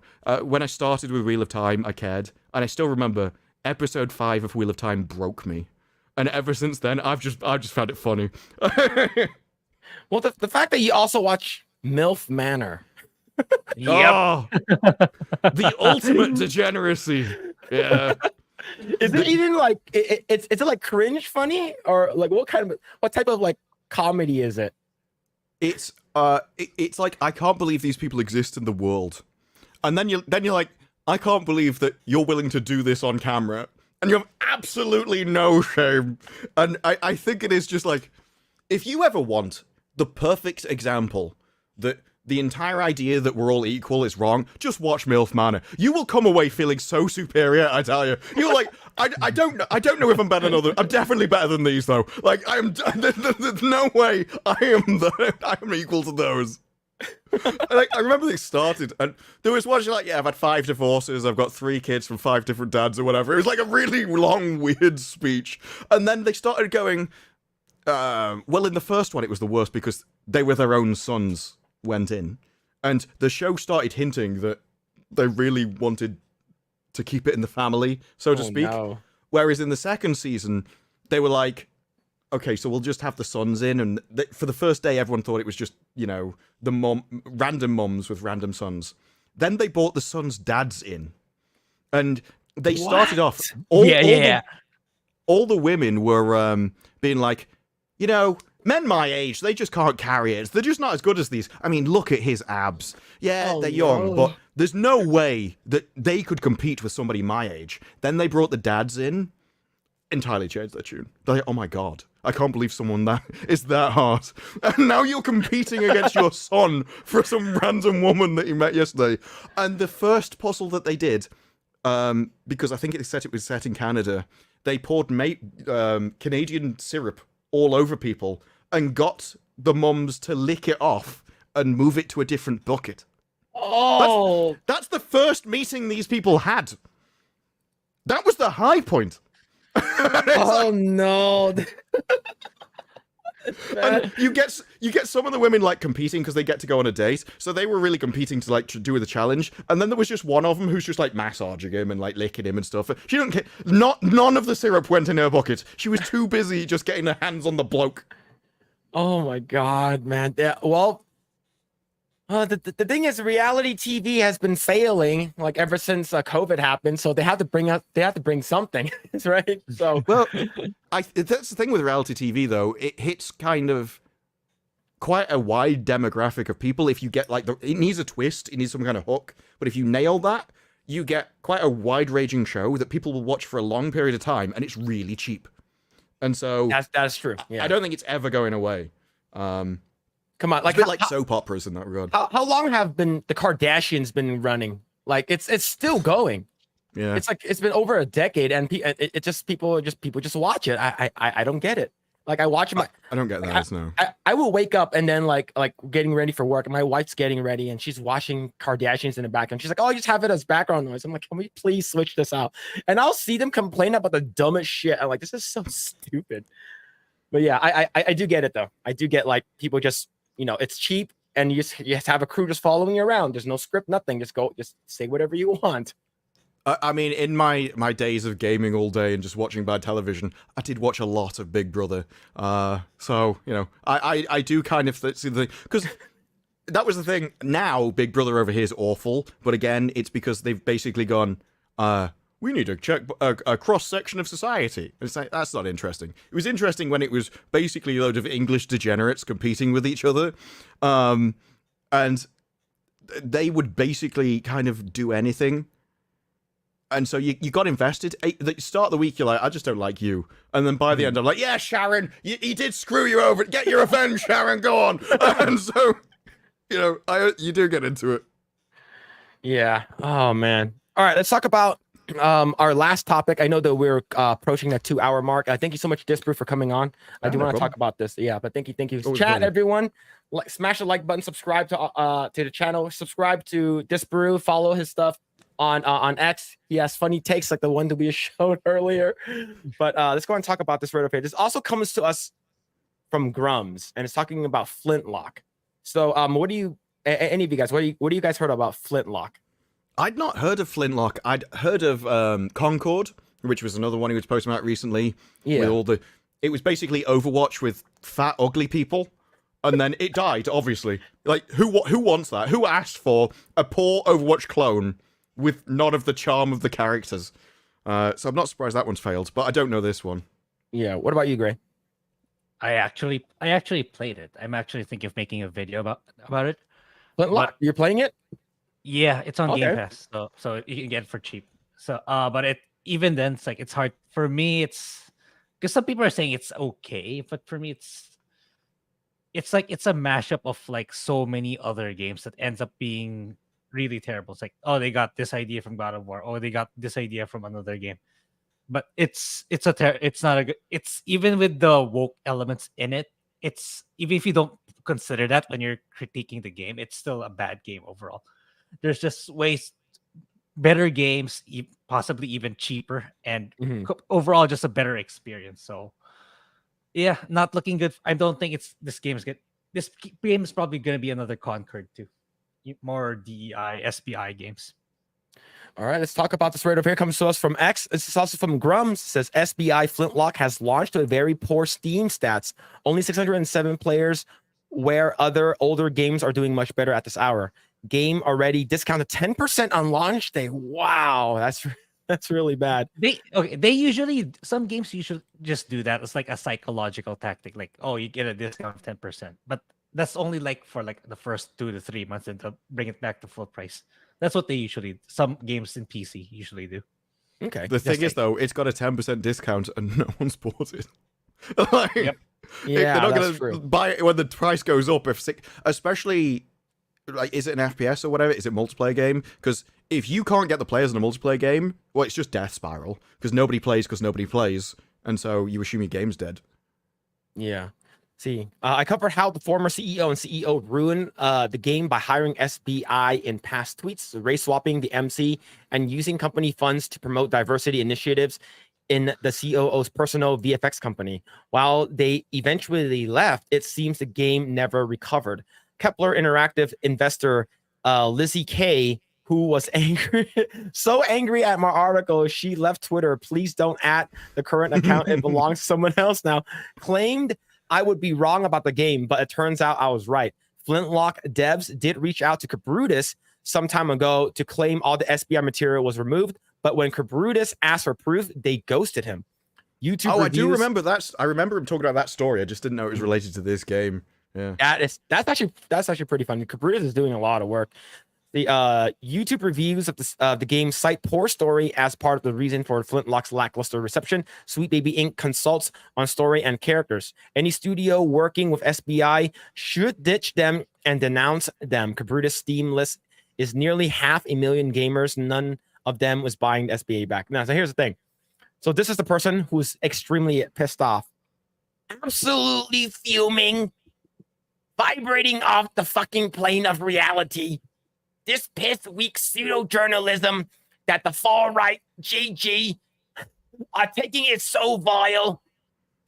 Incredibly to see in real time and the closer to home how wrong Grums is and how damaging he is and weird trope are. So this person was really pissed off. And so if you actually look at this is the sale right now, and if you actually go to the Steam charts, this was it a couple days ago. But if you actually go to Flintlock now, and I'm refreshing it, there's currently 447 people playing the game. Mm-hmm.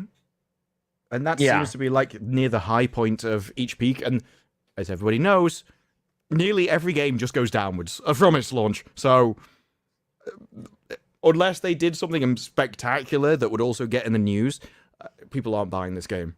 Ironically, one of the things that would get them press attention is if they denounced SBI, which they're never going to do. So, it's their choice. Yeah. I just see this as the market at work, really. Yeah, I think so too. I think the fact that they're hearing that the original character was supposed to be white and ended up race swapping that character. Yeah, like, I heard that too.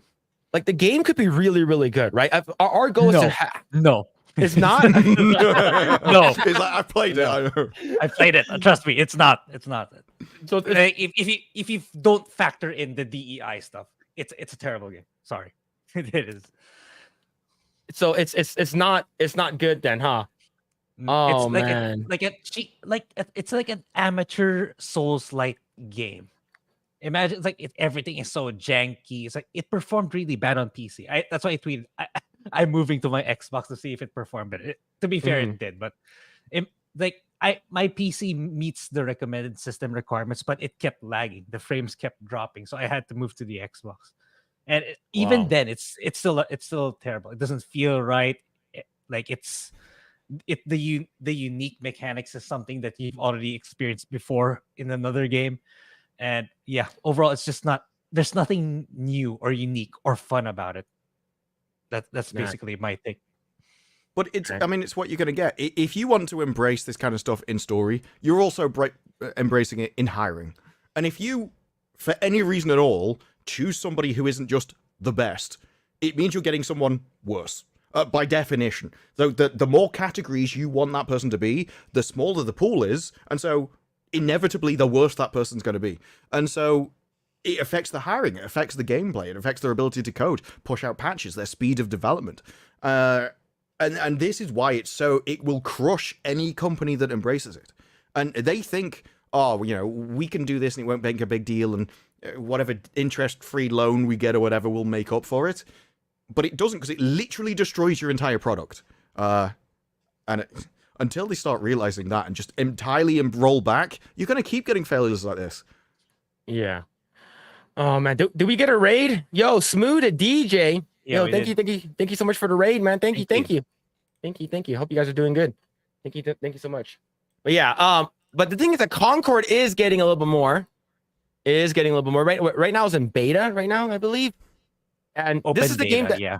this is the one that has the I'm a fat character and here's my pronouns. Yeah. Yes. Right? Yes.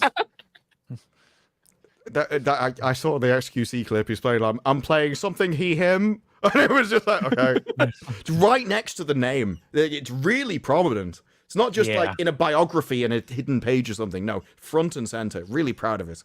And I remember Grum's tweets about Concord, where he said that basically they heard all of the uproar and people laughing at it, and they just ignored it. They once again, small minority of trolls. They don't matter. Once we release our genius to the world, they'll really. It's like, no, they're your audience talking. Yeah.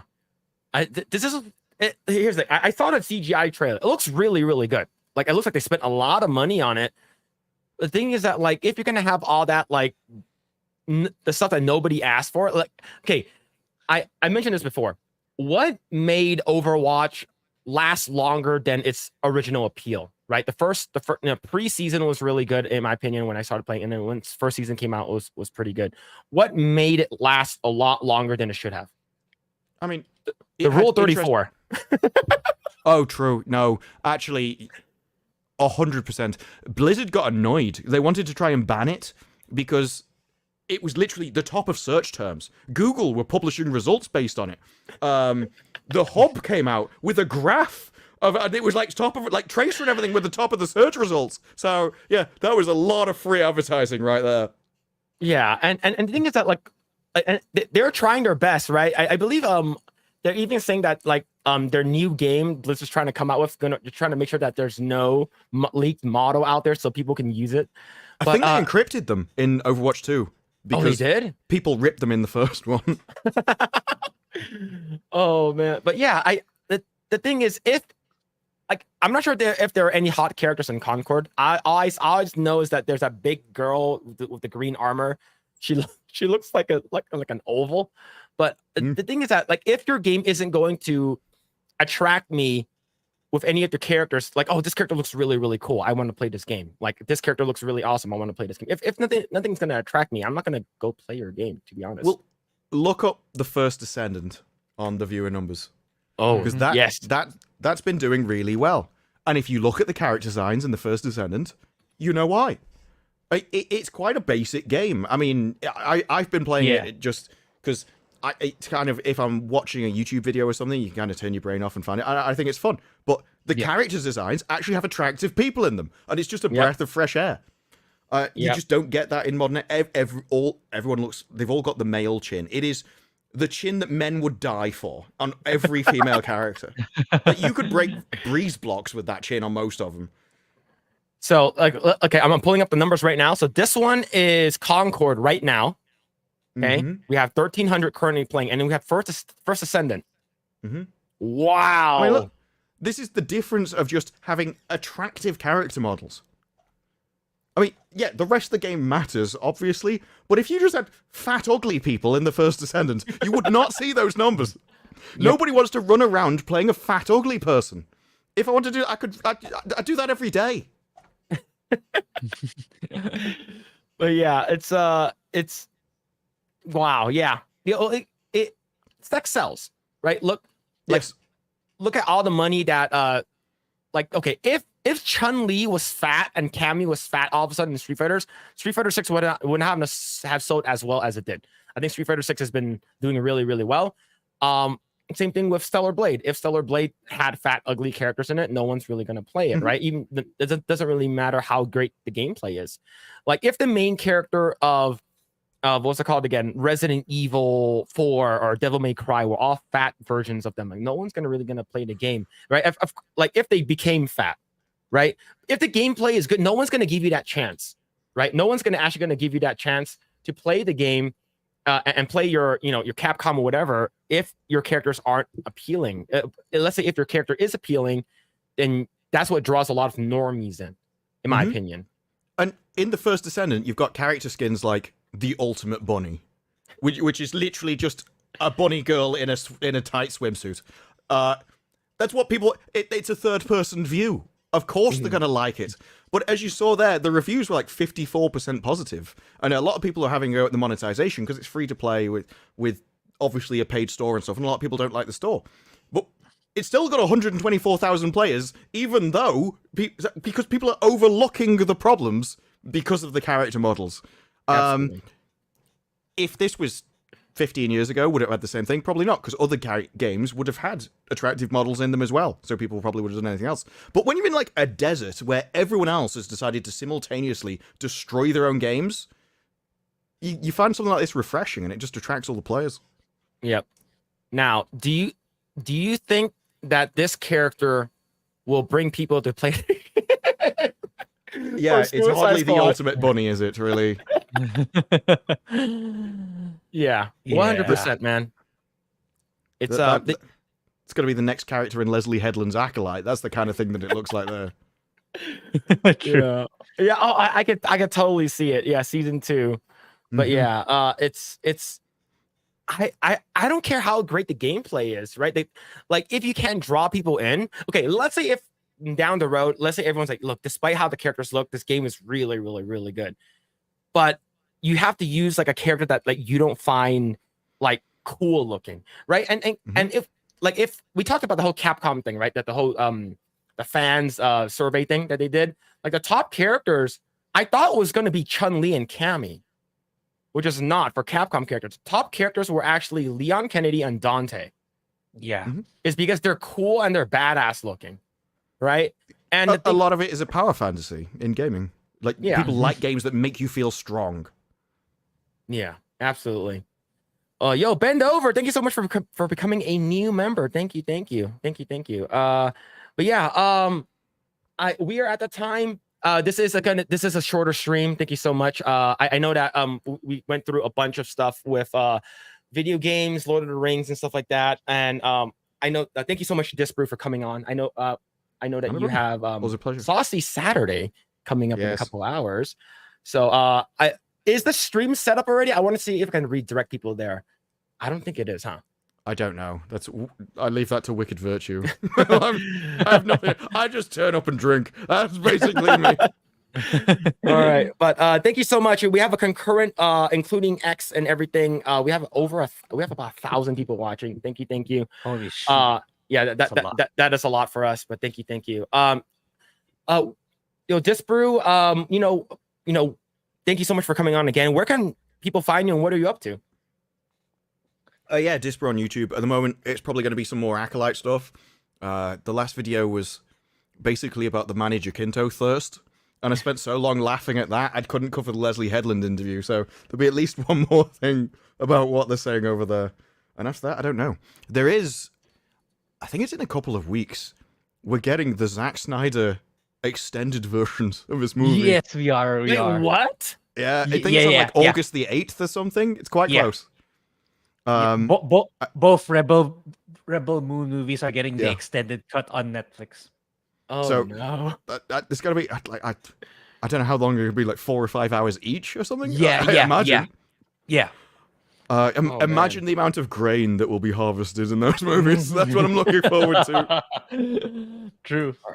All right. So yeah, I want to see if I can redirect you guys. I believe the stream is up now for Saucy. I'm gonna see if I can read. Nice. I'm trying this for the first time. I don't know how to do this. Hold on, let me type it in. But yes, Grae, what are you up to and where can people find you? Yeah, I just uploaded my FF6 review on my main channel. So next up is Chrono Cross, and I'll do it alongside Batman Arkham Origins. So I'm playing through that right now. So hopefully next week I can get Batman on. So, but that's about it for me. So while we're waiting for like the next stuff to talk about, like Rings of Power season 2, which is not that far away from now. Oh yeah, Rings of Power is next month. Yep. So I need to message Wicked to let her allow me to redirect her. Hosting is so bizarre on YouTube. Yeah. Like, I think it came from Twitch. Twitch came up with the idea of hate raids. I said, well, they're still sending you viewers. What are you complaining about? No, I think YouTube took that to heart, and now you have to get permission. It's weird. Yeah.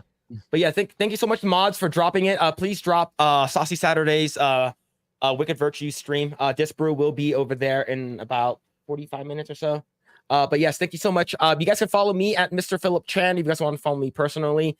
And you guys can also follow us on X as well. Follow Grae, follow Disparu. Thank you so much, mods, for hanging out. Thank you so much, everyone, for hanging out in the chat. This was a special Project Eggroll segment. We wanted to get Disparu on, and thank you so much for coming on. We would love to have you back in the future. Hopefully, we can talk more about stuff, and hopefully next time in Grae, you can make it out to one of the meetups, and we can meet. I'll have a drink with Disparu in person. Yeah, it was cool meeting him at the Vegas meetup. I was like, "What? You're here!" So yeah, that was a bit really random. Awesome. I turned up and like half the people didn't know I was going. It's like, well, it was a bit last minute because I didn't know I was gonna be at the Orlando one that time, but then I found out you need some kind of weird visa thing to get into the US, so that's why it was delayed till the next one. All right, cool. All right, thank you so much, chat. We will see you guys next Saturday. Follow the stream, like, share, subscribe, all that kind of stuff. We're also live on Rumble. Follow us on X and Twitter, and we will see you guys next time. Take care. See ya.